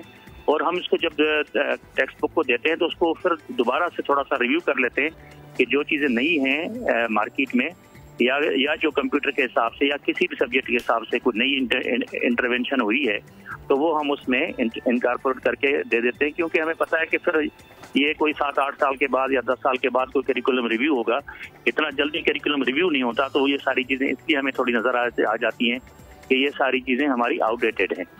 ताखीर सर, मतलब 13-14 साल ये कम वक्त है? नहीं, कम वक्त नहीं था, लेकिन उस वक्त क्योंकि मुल्क के हालात थोड़े ऐसे हो गए थे, जिसमें आपको पता है कि ना हमारे 2007 में जो मुल्क के हालात थे उसके फर्ज हमारी 18th अमेंडमेंट आई और ये करिकुलम जो है सूबाई लेवल पे चला आया और नेशनल लेवल से। तो ये थोड़ा सा डिसाइड करने में थोड़ी सी देर लगी थी। डिसाइड करने की थोड़ी सी देर लगी सर, लेकिन आपको नहीं लगता ये ज्यादती हुई है बच्चों के साथ? वो ड्रॉप बॉक्स के बारे में नहीं जानते, वो गूगल ड्राइव के बारे में नहीं जानते, उन्हें यूज नहीं करना आता। नहीं, बिल्कुल है, लेकिन देखें करिकुलम या टेक्स्ट बुक में ये देखें कि टेक्स्ट बुक में हमारा एक छोटा सा एक टूल होता है, लेकिन अगर टीचर उसमें चाहे तो बहुत सारी चीजें अपने सर टीचर तो पढ़ाएगा जो किताब में होगा, पेपर आएगा उस किताब से आएगा, टीचर क्या उसमें ऐड करेगा? ये जरूरी नहीं होता कि किताब से सारी चीजें आए। फिर बच्चे कहेंगे कि आउट ऑफ कोर्स आ गया क्वेश्चन। एक स्कूल में टीचर पढ़ा देगा, दूसरे स्कूल में तो नहीं पढ़ाएगा ना वो उस्ताद। करिकुलम तो बहरहाल देखना पड़ेगा उस उस्ताद को जो वो पढ़ा रहे हैं। नहीं, बिल्कुल ये है कि वो थोड़ी सी लेट हुई है, लेकिन अब इंशाल्लाह हम इसके ट्रैक पे हैं और इंशाल्लाह बहुत जल्दी आपको ये सारी चीजें नए फ्रेम में मिलेंगी। सही। और असगर साहब ये जानना चाह रहे हैं, ये तो सिर्फ फ्लॉपी ड्राइव की या विंडोज 98 की बात नहीं, जनरली अगर हम करिकुलम की बात कर रहे हैं तो मैकेनिज्म क्या है टू चेक कि ये करिकुलम आउट ऑफ डेट हो चुका है और इसको अब तब्दील करने की जरूरत है? मैकेनिज्म क्या होता है? कोई बोर्ड होता है, क्या मामला होता है? नहीं, हमारी कमेटीज बनी होती हैं हर करिकुलम के रिव्यू करने के लिए, जिसमें हमारे यूनिवर्सिटी के प्रोफेसर होते हैं और वर्किंग टीचर होते हैं, करिकुलम के माहिर होते हैं, जो टेक्स्ट बुक राइटर होते हैं, असेसमेंट के माहिर होते हैं, वो सारे एक मिला के एक कमेटी बनती है करिकुलम की। वो उस करिकुलम को देखती है कि उसमें नए दौर के हिसाब से क्या क्या चेंजेस आई हैं, वो इनकॉर्पोरेट होती है। और अगर हम स्पेसिफिकली कंप्यूटर साइंस की बात कर लें तो अब जो निसाब की तब्दीली से मुतालिक मामला है, कब आपने अपडेट करके दिया था छपाई के लिए? हमने 2018 में 9 और 10 का दे दिया था, फर्स्ट ईयर अंडर का इस साल हम देने जा रहे हैं। अभी हमने इसको रिव्यू तो 2018 में आपने दिया था। मैं यूसुफ साहब आपकी जानिब आऊंगा, अगर 2018 में दिया था अपडेट करके करिकुलम, तो छपाई की ताखीर क्यों हुई? थोड़ा सा कंफ्यूजन है। देखिए, करिकुलम जो है वो आउटलाइन होती है किसी किताब को डेवलप करने के लिए, और करिकुलम आउटलाइन जैसे ही रिसीव होती है सिंटैक्स बोर्ड को, तो वो अपने पैनल ऑफ ऑथर्स को कॉल करता है और वो करिकुलम उनके सामने रखता है। तो अकॉर्डिंगली वो उसको फिर राइट अप करना शुरू करते हैं। और किताब को लिखना एक यानी जल्दी का काम तो है नहीं, कम से कम 3 से 4 माह जो है उस किताब की राइटिंग में लगते हैं। फिर वो जाती है कंप्यूटर लेआउट डिजाइनिंग की तरफ। इसके बाद फिर उसके 2 रिव्यूज हम लोग करवाते हैं, एक इंटरनल रिव्यू, एक एक्सटर्नल रिव्यू। देन वो किताब इस काबिल होती है कि उसको छपाई के लिए भेजा जाए, और छपाई पे भेजने से पहले हम डिपार्टमेंट भेजते हैं। कितना वक्त लगता है सब में, करिकुलम से लेके इन तमाम रिव्यूज से लेके छपाई के बाद किताब बच्चे के हाथ में हो, कितना ड्यूरेशन है? ये किताब की तैयारी में तमाम मराहिल तय करने में 8 माह लग जाते हैं। सर, तो अगर 2018 में दिया था करिकुलम, तो फिर 2019 में तो आनी ही जानी चाहिए वो किताब। आप 2020 कह रहे हैं मुझे। जुलाई 2018 में हमें करिकुलम मुहैया किया गया। अब जुलाई 2018 से हमने उसके तमाम मराहिल तय कर दिए। किताब अब इस पोजीशन में है कि उसको रिव्यू के लिए चंद दिनों में भेज। सर, पहले आपने कहा था 8 महीने टोटल लगते हैं, लेकिन अभी 8-9 महीने बाद आप कह रहे हैं कि आप रिव्यू के लिए भेज रहे हैं। मुतजाद बात है। 8 नहीं, जुलाई 18 यानी 7वें महीने से 8 महीने आप लगा लें तो वो यही टाइम बन रहा है। यही टाइम बन रहा है। मैं जानना, अगली बार ठीक हो जाएगा, अगली बार इसको आप लोग मैनेज कर पाएंगे, या हम कंप्यूटर हिस्ट्री पढ़ेंगे? जी सॉरी, आने वाले दिनों में हम ये समझे कि आप लोग बहुत तेजी के साथ में इस सब पर काम करेंगे, और जो अपडेटेड निसाब आप कह रहे हैं उसके अंदर वो सब कुछ है जो पहले नहीं डाला गया। इन 10 सालों में जितनी तरक्की हो गई, 11 सालों में वो सब होगा उसके अंदर। देखिए जी, ये तो करिकुलम पर डिपेंड करता है। जो चीज करिकुलम में उन लोगों ने डाल के हमें दी हुई है, हम उसी को ही ट्रांसफॉर्म करेंगे किताब की सूरत में। हम अपने तौर पे उसमें कुछ नहीं डाल सकते। तो ये करिकुलम जैसे फाइनल होके हमें मिलता है, हम अकॉर्डिंगली जाते हैं। क्योंकि जब रिव्यू में हम भेजते हैं तो वो चीज जो हमने डाली हुई होती है वो वहाँ काट दी जाती है, क्योंकि वो करिकुलम की आउटलाइन से बाहर होती है। असगर साहब, आप जवाब दे दीजिए इसका, आप जवाब दे दीजिए इसका।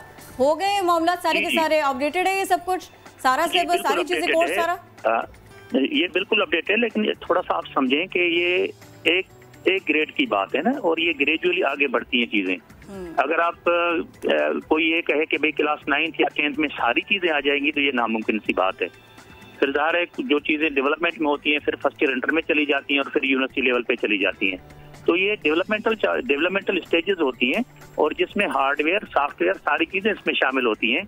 तो किसी एक बुक में या किसी एक जमात में ये पूरी चीजें नहीं दी जा सकती। सर, हम तो सिर्फ स्टोरेज डिवाइसेस की बात कर रहे हैं। अगर 9th में आप स्टोरेज डिवाइसेस पढ़ा रहे हैं तो बहरहाल आपको फिर जो मॉडर्न स्टोरेज के तरीकेकार हैं उसको पढ़ाने चाहिए, इज़न्ट इट? बिल्कुल वही है, बिल्कुल वही है, और उसमें उसी हिसाब से है बिल्कुल।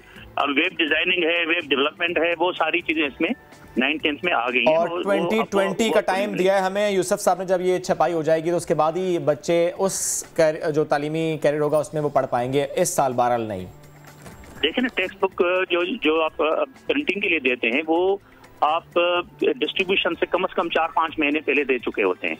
तो ज़ाहिर है वो टाइम तो नहीं है ना जिसमें हम प्रिंटिंग के लिए दें और इस साल ये इम्प्लीमेंट हो जाए। थोड़ा सा वक्त की बात आपने की, और इस पर हम बात कर रहे हैं। असगर मेमन साहब साथ अब मौजूद थे, इसके साथ साथ यूसुफ शेख साहब आपने भी साथ दिया। सिंध टेक्स्ट बुक बोर्ड से मुतालिक हम बात कर रहे हैं कि क्या कंप्यूटर हिस्ट्री ही पढ़ेंगे या कंप्यूटर साइंस पढ़ेंगे, लीड स्टोरेज डिवाइसेस से मुतालिक हम बात करेंगे या कि नहीं करेंगे, तो इस सब पर हम बात करते हैं। लेकिन अभी एक और खबर आ रही है, क्योंकि आज हो रहे हैं पर्चे 9वीं और 10वीं जमात के, तो कहीं बूटी माफिया तो सरगर्म नहीं हो गई। इसे बूटिया मैंने कह दिया है। कोई बात नहीं शोएब, मसला बहुत बड़ा है। घोटकी में मैट्रिक के इम्तिहानात शुरू क्या हुए, चीटिंग का मौका मिल गया, बोर्ड की कारकर्दगी का पोल खुल गया, पेपर आते आते आउट हो गया। भाई क्या है ये सारा मामला, कोशिश करेंगे अपने नुमाइंदे से इस सिलसिले में बात कर सके। इमरान आसिफ हमारे साथ हैं, तो जरा अपडेट कीजिएगा।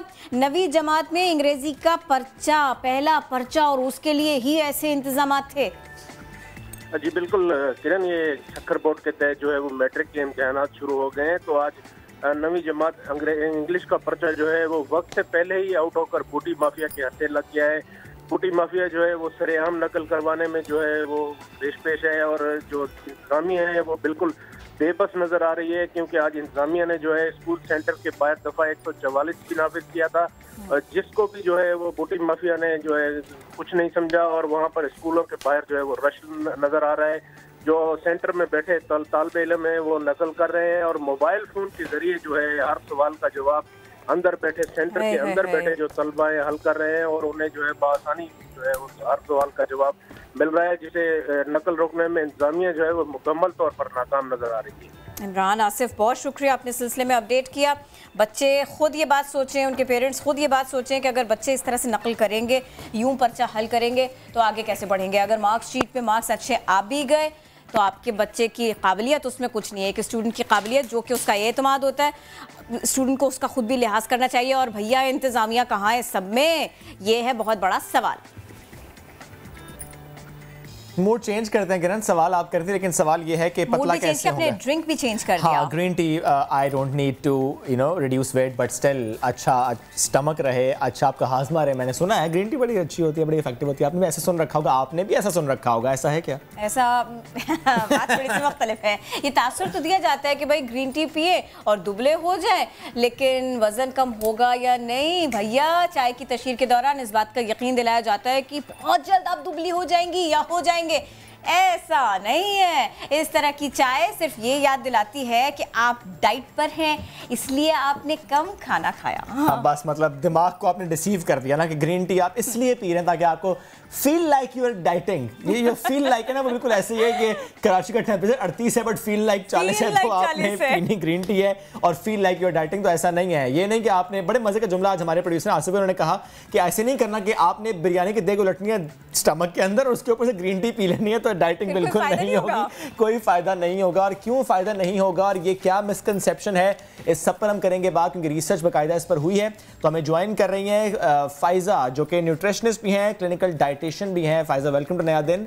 बहुत फ्रेश लग रही है, ग्रीन टी से फ्रेश नहीं लगते आप?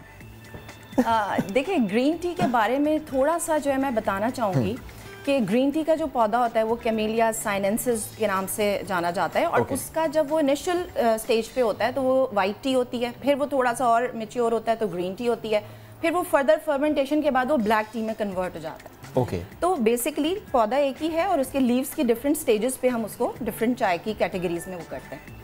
अच्छा, जहाँ तक बात है ग्रीन टी के बेनिफिट्स की, उससे इनकार नहीं किया जा सकता है। उसमें बहुत सी रिसर्च हुई है। बिल्कुल नहीं, इसके हेल्थ बेनिफिट्स हैं, नो डाउट हैं, क्योंकि ग्रीन टी का जो एक कंटेंट होता है उसमें फ्लेवोनॉइड्स या कैटेचिन्स पाए जाते हैं, जिनकी खुसूसी, जिनको हम अक्सर कहते हैं फंक्शनल फूड्स के हवाले से जिनको जाना जाता है।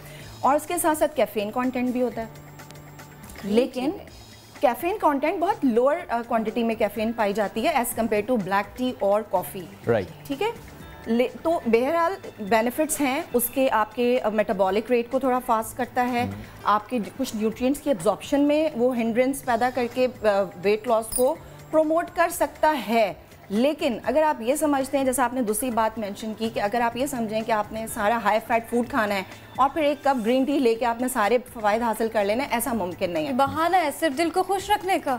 लेकिन देखें, इसको हम as a healthy drink consider कर सकते हैं कि अगर आप दिन में सॉफ्ट ड्रिंक्स पीते हैं, जूसेस का इस्तेमाल करते हैं, स्वीटेंड बेवरेजेस लेते हैं और उसके बजाय आप ग्रीन टी के 2 से 4 कप्स इंक्लूड कर लेते हैं, स्मॉल कप्स, सही, तो वो उसके लेने में कोई हर्ज नहीं है। ये भी कहा जाता है कि ग्रीन टी की कंजप्शन अगर ज़्यादा की जाए तो आपके जो बोन्स हैं उसमें जो कार्बन एब्जॉर्प्शन है वो नहीं होती, ऐसा है? देखिए, इसका ये है कि 2 चीज़ों में डिफरेंस करना ज़रूरी है। एक होती है फूड फॉर्म, जो कि पत्तों की फॉर्म में हम ग्रीन टी को चाय, सॉरी माज़रत, कार्बन नहीं कैल्शियम। मैं सोचा मैंने कार्बन क्यों बोला है, सोच रही थी कार्बन कहाँ से है मेरे माइंड में, कैल्शियम वहाँ से आया पौधों से। कार्बन डाइऑक्साइड एक फूड फॉर्म होती है, जैसे आप चाय की पत्ती से आप चाय बना के पी रहे हैं। दूसरा जो फॉर्म हमारे यहाँ जो बहुत ज़्यादा जिसका इस्तेमाल शुरू हो गया था, वो ग्रीन टी एक्सट्रैक्ट्स के नाम से डिफरेंट कैप्सूल्स की फॉर्म में इसके कॉन्सेंट्रेटेड कैप्सूल्स मिलने लगे थे और उसका यूज़ बहुत ज़्यादा बढ़ रहा था। तो उसके हवाले से दोनों एक डिफरेंट चीज़ें हैं। जब आप डाइट के थ्रू कोई चीज़ लेते हैं तो उसके हार्म्स नहीं होते इतने, क्योंकि आप एक लिमिटेड अमाउंट में उसको कंज्यूम कर सकते हैं, आप एक्सेसिव यूज़ पे नहीं जा सकते। जब आप उसके कॉन्सेंट्रेट्स और कैप्सूल्स की तरफ जाते हैं तो उसका इंटेक एक्सेस होने की अंदेशा होता है, और जिसके बहुत नेगेटिव इफेक्ट्स देखे गए। मतलब वेट लॉस में भी ये सप्लीमेंट्स और पिल्स की फॉर्म में ग्रीन टी एक्सट्रैक्ट्स को यूज़ किया जा रहा था, और फिर ये देखा गया कि इसके से लिवर डैमेज और लिवर फेलियर और लिवर टॉक्सिफिकेशन की जो है बहुत सी रिपोर्ट्स मिली, ऑल्दो कि वो बहुत रेयर थी, लेकिन ये नहीं कहा जा सकता कि वो बिल्कुल सेफ है उसका कंजम्पशन। इसलिए उन्होंने फिर ये गाइडलाइन जारी की कि जो लोग ये ग्रीन टी कैप्सूल्स की फॉर्म में और एक्सट्रैक्ट्स को यूज़ करना चाहते हैं, सबसे पहले तो वो अपने हेल्थ प्रोफेशनल से मशवरा करिए, बगैर यूज़ ना करें। अगर 18 साल से कम है तो बिल्कुल इस्तेमाल ना करें।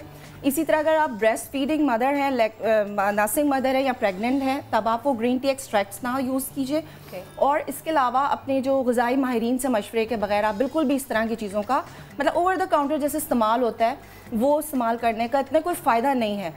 अच्छा, ये भी देखा गया है कि जो वेट लॉस होता है वो उन्होंने कहा कि बहुत मेजर वेट लॉस उससे नहीं देखा गया, बहुत माइनर, मतलब वो माइनर वेट लॉस आप जो है अपनी हेल्दी डाइट और एक्टिविटी लेवल्स को मेंटेन करके जो अचीव करते हैं, तो उसका सारा क्रेडिट आप उसके ग्रीन टी के कैप्सूल्स को नहीं दे सकते। लेकिन ये तो हो सकता है ना कि हम एक अच्छे से डाइट प्लान के साथ साथ ग्रीन टी को इंक्लूड करते इस्तेमाल करके सेफली आप 3 से 4 कप स्मॉल कप्स जो हैं ये आप सेफली यूज़ कर सकते हैं। इसका कोई हार्म नहीं है, बल्कि इसके बेनिफिट्स हैं। जैसे मैंने आपसे कहा, फ्लेवोनॉइड्स होते हैं, कैटेचिन्स होते हैं, ये हमारी जो ब्रेन फंक्शनिंग को भी बूस्ट करते हैं, आपके डाइजेस्टिव सिस्टम को बूस्ट देते हैं। और मतलब ये कहना बिल्कुल गलत होगा, हम 2 एक्सट्रीम्स पे चले जाते हैं इनफैक्ट। या तो हम बहुत ज़्यादा एक्सेसिव यूज़ शुरू कर देते हैं, या फिर हम बहुत ज़्यादा उसको कहते हैं कि जी ये तो बिल्कुल ही ख़राब है। तो मॉडरेट रहना है, मॉडरेट इंटेक जो है वो बेनिफिशियल हो सकता है। अगर हम ये जानना चाहें कि what's the best time to consume green tea, और कौन सा टाइम अच्छा नहीं है ग्रीन टी के लिए, सुबह के औकात, शाम, सोने से पहले, खाने के बाद, खाने से पहले, व्हाट? अच्छा, एक मैं मेंशन कर दूं, जो लोग एनीमिया का शिकार हैं, जो खून की कमी का जो शिकार हैं, और हमारे मुल्क की 60% जो ख़वातीन हैं वो आयरन की कमी का शिकार हैं, तो ऐसे जो लोग हैं उनको चाय का इस्तेमाल खाने के औकात से हट के करना चाहिए। सही, यानी कोई भी चाय हो, ग्रीन टी हो, ब्लैक टी हो, तो वो आप जो है या दूध का इस्तेमाल, जैसे आयरन की एब्जॉर्प्शन को वो हिंडर कर सकता है, यानी इतनी अच्छी एब्जॉर्ब नहीं होगा आयरन जो उनको चाहिए, जो ग़िज़ा से वो ले रहे होते हैं। तो उसका जो उसके टाइमिंग्स हैं वो आपके मील से हट के होने चाहिए। वो थोड़ा सा आपके एपेटाइट को भी थोड़ा कंट्रोल करने में हेल्प कर सकती है ग्रीन टी। अगर हम देखें, जैसे लोग अक्सर लेमन डाल, लेकिन उसमें शक्कर शामिल नहीं। हाँ, लेमन पूछने लगा था अभी, अक्सर लोग लेमन डालते हैं ग्रीन टी में। Lemon is what? Lemon is basically vitamin C. तो अगर आप एक ग्रीन टी में लेमन ऐड कर लेते हैं तो वो आपका एक हेल्दी ड्रिंक के तौर पे आप इस्तेमाल कर सकते हैं, बट शर्त ये कि आप शक्कर ना डालें उसमें। अगर चीनी के चमचे डालते हैं उसका टेस्ट बेटर हो जाए। तो गड़बड़ वहाँ शुरू होती है जब हम किसी चीज़ को सुपर फूड समझते हैं कोई मिरेकल चीज़ है ये, और बस अब वो बिकना शुरू हो गया, और फिर वो आप मार्केट्स में डिफरेंट हर्बल टीज़ आ रही हैं। अच्छा, हर्बल टीज़ और ग्रीन टी और ब्लैक टी डिफरेंट चीज़ है। यानी जो ग्रीन टी का मैंने आपसे बताया कि वो चाय का पत्ता है, जो green tea, oolong tea, white T and black T, ये एक ही पौधे की किस्में हैं। लेकिन जो दूसरी हर्बल टीज़ मार्केट में मिलती हैं स्लिमिंग टीज़ के नाम से, और फिर उनको महंगा लोग फ़रोख्त करते हैं, और फिर ऑब्वियसली बिजनेस जनरेट करते हैं, या डिफरेंट जिम्स में ऐसी प्रोडक्ट्स इस्तेमाल करने को दी जाती हैं कि आप बस ये पी लें, बस आप खाना पीना की कोई ज़रूरत नहीं है मैनेज करने की, और आपका वेट लॉस हो जाएगा। There is nothing like that. तो इस चीज़ को समझना बहुत इंपॉर्टेंट है कि एक जो सही तरीका है वेट लॉस का, वो आपकी हेल्दी डाइट और आपकी एक्सरसाइज, वो एक की है। जो समझते हैं एक कप पी ले एक्सरसाइज हो गई, ऐसा नहीं है। नहीं, ऐसा नहीं हो सकता है। आपकी एक्सरसाइज की नीड को आप वो नहीं कर सकते, नेग्लेक्ट नहीं कर सकते। अच्छा, ये बताइएगा कि हम देखते हैं एक तो टी बैग में हमें अवेलेबल है ग्रीन टी, एक वो जो छोटी छोटी पत्तियां हम मार्केट से लाते हैं खुद बनाते में गर्म पानी में, फर्क ग्रीन टी के नाम पर ही मिल रही होती है खुली चाय, दोनों आपका ऑब्जर्वेशन क्या है? देखिए, जो पत्तों वाली चाय है मेरे ख्याल से वो ज़्यादा बेहतर ऑप्शन है। और वो उसका तरीका सिंपल ये होता है कि आप आधा चम्मच चाय का पानी में ऐड करते हैं बॉइलिंग वाटर में, और उसको 2 से 3 मिनट आप उसको ब्रू करके, और उसको ये तवीज़ वाली चाय नहीं नहीं, देखिए अब डिपेंड करता है, थोड़ा सा फर्क आता है ऑब्वियसली कुछ चीज़ों में, लेकिन आप ये तो नहीं कह सकते कि बिल्कुल ये ग्रीन टी है ही नहीं, ऐसा तो नहीं। ऑब्वियसली उसी की फॉर्म है, उसको थोड़ा मॉडिफाई करके इन्होंने इसमें डाला हुआ है। लेकिन अगर आप इजीली घर की पत्ती वाली कर सकते तो वो वेल एंड गुड, नहीं कर सकते ऑफिस में तो आप ये इस्तेमाल कर लीजिए। और लास्टली, सोने से पहले ग्रीन टी पीने से कोई फ़र्क पड़ता है? नींद पर? देखिए, चाय में मैंने आपसे जैसे कहा ना, फ्लेवोनॉइड्स होते हैं और कैटेचिन्स होते हैं, और कैफीन इसमें भी कम होती है। जो आपके जो नर्व्स है ना हमारे, जो एक इफेक्ट देखा गया है, जैसे वेट लॉस का तो मैंने आपसे कहा बहुत माइनर सा इफेक्ट है और आपके डाइजेशन एब्जॉर्प्शन में हेल्प करता है, लेकिन जो मेजर इफेक्ट देखा गया था वो कार्डियोवैस्कुलर हेल्थ और हमारा जो वेसल हेल्थ होती है ना, यानी जो हमारा ब्लड फ्लो होता है, सही, उसमें इंप्रूवमेंट लेकर आता है। कामिंग, एक सूदिंग इफेक्ट देता है चाय बेसिकली। तो चाय, ये में ग्रीन टी भी शामिल है और ब्लैक टी भी शामिल है, तो उसके पॉजिटिव इफेक्ट्स हैं, तो उससे आपका जो है वो हो सकता है। लेकिन हम उसमें फिर चाय में हम आर्टिफिशियल वो जो आप नॉन डेयरी क्रीमर्स ऐड करते हैं, फिर हम उसमें चीनी डालते हैं। चाय को हम बिरयानी खुद बना लेते हैं, तो फिर उसकी बिरयानी बना देते हैं। एग्जैक्टली। तो बेहतर ये कि चाय itself is a good drink, can be a good drink, लेकिन उसको हम तरीके से इस्तेमाल किया जाए, अपनी डाइट को हेल्दी रखा जाए, ज़्यादा से ज़्यादा वेजिटेबल्स और फ्रेश फ्रूट्स का इस्तेमाल किया जाए दिन भर में, फैटी फूड्स को कम से कम रखा जाए, रिफाइंड फूड्स को कम से कम। इसी है ना, ये सब कुछ कैसे छोड़ा जाएगा? निहारी पाए कैसे छोड़े जाएंगे? इसकी फ्रीक्वेंसी को कभी कभार रखा जाए। सर मॉडरेट रहना, रोज नहीं खाने के ना। अगर आप एवरीडे करेंगे तो ऑब्वियसली फिर वो एक उसका एक दिन निहारी, एक दिन हलीम, एक दिन पाए, एक दिन biryani, once in a week हो गया? नो। ये सब चीजें आपका जो भी फैटी फूड्स हैं ऑब्वियसली आप उनको वंस अ वीक एंजॉय कर सकते हैं, बट अगर आप डेली बेसिस पे रखेंगे तो डेफिनेटली आपकी हेल्थ पे नेगेटिव इफेक्ट्स आएंगे। Thank you so very much, आप सब मौजूद थे। ये कतन नहीं कहा कि अच्छी नहीं है ग्रीन टी, लेकिन एक प्रॉपर डाइट प्लान होना चाहिए, एक्सरसाइज को मिस नहीं करना। ये निहारी पाए, छोले चने, पता नहीं क्या क्या खा ले, लेकिन बहुत ज्यादा चीटिंग ना करें। ये इन्होंने आज हमें ये ना होना कि रोज चीट मील डे है भाई, ऐसा नहीं करना। न्यूट्रिशनिस्ट और रजिस्टर्ड डाइटिशियन से कंसल्ट करें बिफोर फॉलोइंग एनी डाइट, और इस तरह की जो चीज़ें हैं वो आपको सही इन्फॉर्मेशन प्रोवाइड कर सकते हैं रिगार्डिंग योर हेल्थ कंडीशंस, कि आपके लिए क्या बेहतर है और क्या नहीं। साइंटिफिक इन्फॉर्मेशन आप उनसे ले सकते हैं। ये बहुत जरूरी है कि बंदे टू बंदा जो है ना, ये मैटर करता है। ये मैन टू मैन, बंदा टू बंदा मैटर करता है। नहीं करता, बहुत जगह मिलते हैं और खुलेआम दस्तयाब होते हैं, लेकिन फिर भी कोई सुन नहीं रहा ना। अगर हम प्लेयर्स की बात कर रहे हैं अपनी, लगता है कि ग्रीन शर्ट्स वाले जो भाईजान है ना, ये समझ नहीं रहे, संभल नहीं रहे, ये डाइट प्लान पर अमल नहीं कर रहे, किसी प्लान पर अमल नहीं कर रहे। ऐसा लगता है प्लान है जिस पे अमल कर रहे हैं। हम हारेंगे प्लान तो नहीं है, हम धोखा देंगे प्लान तो नहीं है, सेंचुरीज बना रहे बेकार जा रही हैं, बॉलर्स हैं कुछ करके नहीं दिखा रहे हैं। ऑस्ट्रेलिया ने पाकिस्तान के खिलाफ 5 मैचेस की वनडे सीरीज जीत ली और ग्रीन शर्ट्स के फैंस को रुला दिया। बिल्कुल। और आखिरी अगर वनडे की बात करें तो पाकिस्तान को 20 रन से शिकस्त देनी, वाइट वॉश कर दिया है। और हारिस सोहेल ने जो सेंचुरी बनाई, जिसने किरण ने जिक्र किया कि वो सेंचुरी वो थी जो कि किसी काम नहीं आ सकी, और आखिरी मैच में हारिस सोहेल ने 130 और शान मसूद 50 रन के साथ नुमाया रन आपने किया। तो उस पर हम ये जरूर कहते हैं लेट्स बी ऑप्टिमिस्टिक, अच्छा प्ले करेंगे। हम ऑप्टिमिस्टिक हैं अपनी ग्रीन शर्ट्स के हवाले से, लेकिन अगर हम क्रिटिसिज्म कर रहे हैं तो वो कारकर्दगी पर कर रहे हैं, लेकिन ऐसा नहीं है कि हम एक्सपेक्ट नहीं कर रहे कि आइंदा जाकर अच्छा खेलेंगे। नहीं, खैर बढ़ते आगे, कुछ और खबर शेयर करते हैं। मैं तो तब भी कहूंगी तुम जीतो या हारो, सुनो तुम हमारी टीम हो। अच्छा, मैं इसमें आपको प्यार की बात करेंगे, मुझे प्यार की कहानी याद आ गई ना, प्रियंका चोपड़ा निक जोन्स की प्यार की कहानी याद आ रही है। छोड़ दिया था उसके लिए छोड़ दिया था। ये बॉलीवुड अदाकारा प्रियंका चोपड़ा की हम बात कर रहे हैं, क्योंकि उनके शौहर निक जोन्स के दरमियान कुछ अफवाहें, तलाक की अफवाहें जो सोशल मीडिया पर गर्दिश कर रही हैं। अभी तो शादी हुई है, महीने हुए होंगे कुछ। और किरण, अमेरिकी मैगजीन ने यह दावा किया है कि प्रियंका और निक जोन्स के दरमियान ये इख्तलाफात कई अरसे से चल रहे हैं, शादी के फौरन बाद से चल रहे हैं, जिसके वजह से दोनों ने एक दूसरे से हमेशा के लिए अलग होने का फैसला कर लिया है। और मैगजीन की ये रिपोर्ट है जिसमें कहा गया है कि निक जोन्स का ये मानना है कि उन्होंने शादी बहुत जल्दबाजी में कर ली। लेकिन किरण, यहाँ पर मैं थोड़ा सा डिफेंड करता हूँ प्रियंका, क्योंकि मैंने 2 दिन पहले देखा इनका इंस्टाग्राम पर भी कुछ पोस्ट थी और मैंने फेसबुक पर भी देखा था, तो बड़े खुश दिखाई दे रहे दोनों। अगर ऐसा मामला होता, मेरी ज़ाती राय है, तो शायद प्रियंका इतनी अच्छी पिक्चर्स शेयर ना करती। मतलब they are together, happily together लग रहा है। और अब आप जैसी बात कर रहे हैं ना, इनके फैंस भी यही कह रहे हैं कि भाई दुआ यही है कि ये दोनों साथ हों, दुआ यही है कि मामला वैसे ना जाए कि जैसा था। वैसे मैं आपको बता दूं, अगर ये शादी टूटी ना तो ये एक महंगी तलाक होगी, एक महंगी तलाक होगी। बिल्कुल, इस पर भी हम आगे चलकर बात करेंगे, लेकिन अभी जितना मैगजीन ने रिपोर्ट किया उस पर बात करें, जो फैंस कर रहे हैं उस पर बात करें। अभी हम ब्रेक लेते हैं, ब्रेक के बाद आपसे मजीद बात करेंगे इस टॉपिक पर, किसी और टॉपिक पर। तो रहिए हमारे साथ।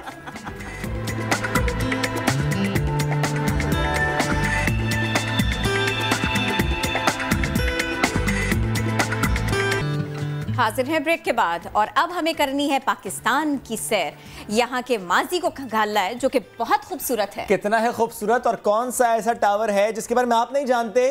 शायान सलीम आपको लेकर जा रहे हैं वहां पर।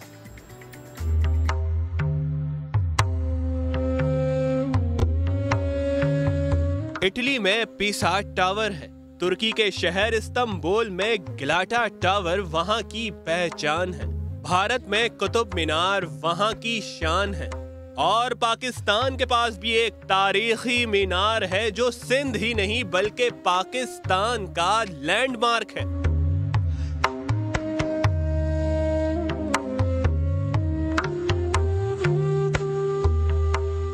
जी हाँ, सिंध के तीसरे बड़े शहर सखर के वस्त में है ये हमारा कदीम तरीन विरसा, मीर मासूम शाह का मीनार, जो 400 साल से भी ज्यादा पुराना है। मीर मासूम शाह का असली नाम सैयद निजामुद्दीन शाह है। शहनशाह अकबर के दौर में वो सिंध के गवर्नर रहे। इन्हें तामीरात का शौक था। अपनी जिंदगी में ही उन्होंने 1594 ईस्वी में इस मीनार की तामीर शुरू कराई, मगर इस दौरान वो इंतकाल कर गए। फिर मीर मासूम शाह के बेटे ने उनकी वफात के 7 साल बाद अधूरे मीनार के काम को मुकम्मल किया और 1617 में शहनशाह जलालुद्दीन अकबर ने मीर मासूम शाह की यादगार का खुद इफ्तिताह किया था। तारीखी मीनार की तामीर मुकम्मल होने में 23 साल का अरसा लगा। ये अपने दौरे हुकूमत में उन्होंने बनवाया, जब जो है पाकिस्तान या हिंदुस्तान का वजूद नहीं था। उस ज़माने में सिंध और हिंद था। बम्बई शहर जो है इंडिया का और मुल्तान शहर हमारे पाकिस्तान का, तो ये सिंध में शुमार होते थे। इसकी ईंटें जो है असली घी में पकाई गई हैं, क्योंकि ये वाटर प्रूफ है, इस पर पानी ऐसा नहीं करता। आप देखें ना, ये 450 साल में इसकी एक ईंट भी जो है खराब नहीं हुई है। मीनार में मुगल दौर की तर्ज पर सुर्ख ईंटों और चूने का इस्तेमाल किया गया है। दीवारों और गुंबदों पर खत्ताती और काशीगिरी का काम फन तामीर की महारत का मुंह बोलता सबूत है। पीर मासूम शाह के मीनार की तामीर में 84 के हिंसे को खास अहमियत दी गई है। मीनार की बुलंदी 84 फीट है, चौड़ाई 84 फीट है और मीनार पर चढ़ने के लिए जो सीढ़ियां बनाई गई हैं वो भी 84 है। मीनार पर चढ़ने के लिए सीढ़ियों की राहदारी नहायत तंग है। एक वक्त में एक ही इंसान गुजर सकता है।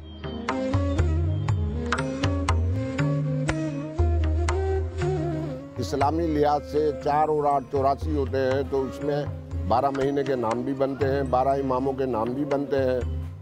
तो इससे अगर हम 8 में से 4 प्लस करते हैं तो उसमें 4 बाकी बचते हैं, और 4 जो बचते हैं अगर हम हकीकत की दुनिया के दौर में देखें तो 4 से बहुत सारे अल्फाज बनते हैं, जैसे कि बेहिश्त बनता है, अव्वल बनता है, आखिर बनता है। मीनार की बुलंदी से सखर शहर का हसीन नजारा 84 सीढ़ियों की थकन दूर कर देता है। यहाँ पहले जालियां नहीं थीं।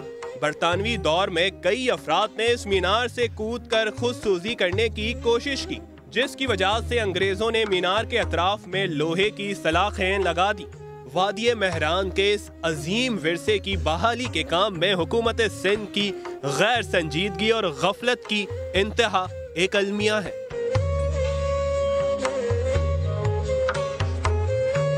मीनार के अतराफ बेहंगम तजावुजात है। फंड्स की रकम खर्च होने के बावजूद सीढ़ियां टूट फूट का शिकार है। मीनार के बहाली के काम पर सफेद रंग करके इसकी कदीम हैसियत को ही खत्म कर दिया गया।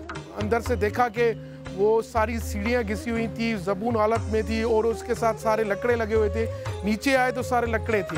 वहाँ पर हमें घूमने भी नहीं दे रहे थे, कह रहे हैं कि यहाँ पर इस जगह पे नहीं जाओ, यहाँ पर ये चल रहा है। मगर वो ये लकड़े आज से नहीं, तकरीबन कंटिन्यूसली लगे हुए हैं। कोई मरम्मत का काम हो ही नहीं रहा है, नाम का बस काम चल रहा है। जो पहले चीज़ इसकी शक्ल थी वो अब इसमें मौजूद नहीं। अब इसको सिर्फ फॉर्मलिटी तौर पर यूज़ किया जा रहा है कि भाई हम इसको मरम्मत का काम करवा रहे हैं, कलर करवा रहे हैं, ये करा रहे हैं। वाइट कलर तो इसका है ही नहीं, तारीखी हिस्ट्री कलर तो इसका है दूसरा कलर है। जो पूरी जो पहचान थी मौसूम शाह मुनारा की, वो तो अभी उस हालत में मौजूद ही नहीं है ना। मीनार के साथ मज़ार में मीर मासूम शाह की कब्र और इनके आबा व अजदाद की कब्रें हैं। दरिया किनारे आबाद सखर शहर के तारीखी मकामात में पीर मासूम शाह के मीनार को अपने मुनफरिद मीनार के बायस एक नुमाया हैसियत हासिल है। मगर अलमिया ये है, इसकी देखभाल से वाबस्ता इदारों ने इसे नुकसान पहुँचाने में कोई कसर नहीं छोड़ी। कैमरामैन फैसल आकाई के साथ शायान सलीम, सामा, सखर। अरे वाह भाई, जबरदस्त जगह शायान ढूंढने निकाली। लेकिन क्या आप जानते हैं कि यहाँ पर डेडपूल जाने वाले हैं? कैसे? स्पाइडरमैन भी जा रहे हैं। कैसे? मैं बताऊंगा ना कैसे भाई, वो आ चुके हैं। देसी डेडपूल की हम बात करें, धूम उनकी मची हुई है। आइटम नंबर हो तो ठुमके लगा देते हैं और पश्तो सिखा रहे हैं सुपर हीरोज हॉलीवुड के। और समोसे वाला अगर मिल जाए तो उनसे लड़ जाते हैं, समोसे में आलू क्यों नहीं है भाई, या कुछ और मामला भी समोसे का हो सकता है अगर पसंद ना आए तो। किस तरह से ये देसी डेडपूल सबकी तवज्जो का मरकज बन गए हैं। और क्या सिर्फ डेडपूल ही है जिनकी आज हम बात करेंगे? अरे कराची आए थे, मालूम भी नहीं हुआ, मुलाकात ही हो जाती, लेकिन ढूंढ निकाला हमने कि कहां पर है डेडपूल। तो हमें ज्वाइन कर चुके हैं ना सिर्फ डेडपूल बल्कि स्पाइडरमैन भी, बल्कि स्क्रिप्ट राइटर भी। और आपको बता देते हैं कि कौन है डेडपूल। तो डेडपूल का असल नाम है ताहा, और स्पाइडरमैन की बात करें तो वो हैं वलीद वकार, और साइम गुल हैं स्क्रिप्ट राइटर, सॉरी सयाम गुल। ये साइम मैंने भी प्यार से कहा क्योंकि आपको आपके साथी कहते हैं साइम, तो पहले सयाम आपकी तरफ ही आ जाते हैं। ये ख्याल आया कैसे, और क्या 3 लोगों की ही टीम है? और जरा बताएं तो सही, ओरिजिनल आइडिया से मुताल्लिक क्या कुछ लिखा, क्या कुछ करना था, क्या प्लान था?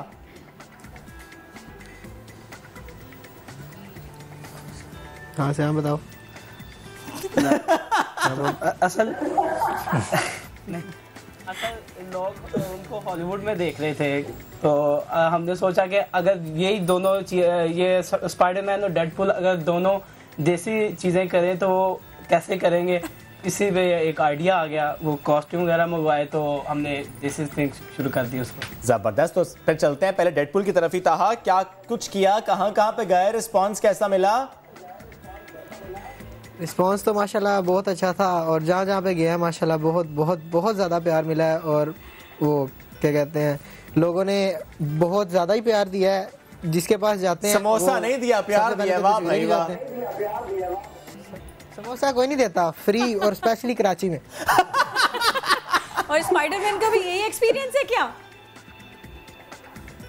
हाँ जी, तकरीबन हमें भी मुझे भी हर जगह से प्यार मिला है, पर थोड़ी कंफ्यूजन उनको होती है कि मैं उड़ता हूँ या ये उड़ता है, उनको नहीं पता कि कौन उड़ता है। चलिए, मैं बिल्कुल नहीं कहूँगी उड़ के दिखाएं, बस जरा अपने चेहरे दिखाएं, मास्क तो हटाइए। जरूर 3, 2, 1 देयर यू गो। तो हमसे भी पहले आपको यही सुनने को मिल गया भाई, चेहरा तो दिखाओ कि ये डेडपूल के भेस में है कौन और स्पाइडरमैन के पीछे है कौन। जबरदस्त। अच्छा, आप लोगों की डांस मूव्स है थोड़ी थोड़ी, वो भी बड़ी पॉपुलर हो रही हैं, तो कोई आपको ऐसा कोई शख्स मिला जिसने ये कहा कि ऑटोग्राफ भी दो और जरा मुझे ये सिखाओ भी? हाँ जी, काफ़ी ज़्यादा मुझे मिलते हैं, काफ़ी ज़्यादा लोग मिलते हैं, और काफ़ी बकायदा हमारे ये स्क्रिप्ट राइटर जो हैं ये मुझे कह रहे होते हैं, यार मुझे ये वाला डांस सिखाना। मुझे थोड़ा सा आता है। काश मैं कह सकता कि फ्रेम थोड़ा लूज करें और एक आधा स्टेप हो जाए। ज्यादा लोग चले कहते हैं तो कर देते हैं, अगर इधर आप कहते हैं। हम जहाँ वीडियो बनाने जाते थे सब ये कहते थे, भाई हमें उड़ के दिखा दो बस। अच्छा, ज़्यादातर जो आइडियाज़ होते हैं आप लोगों के, सयाम मैं ख़ास तौर पे आपसे पूछना चाहूँगी, आपका मकसद क्या होता है कि किसी एक संजीदा बात को, किसी एक संजीदा नफ्सियाती पहलू को उजागर करें और अपने अछूते से स्टाइल में करें?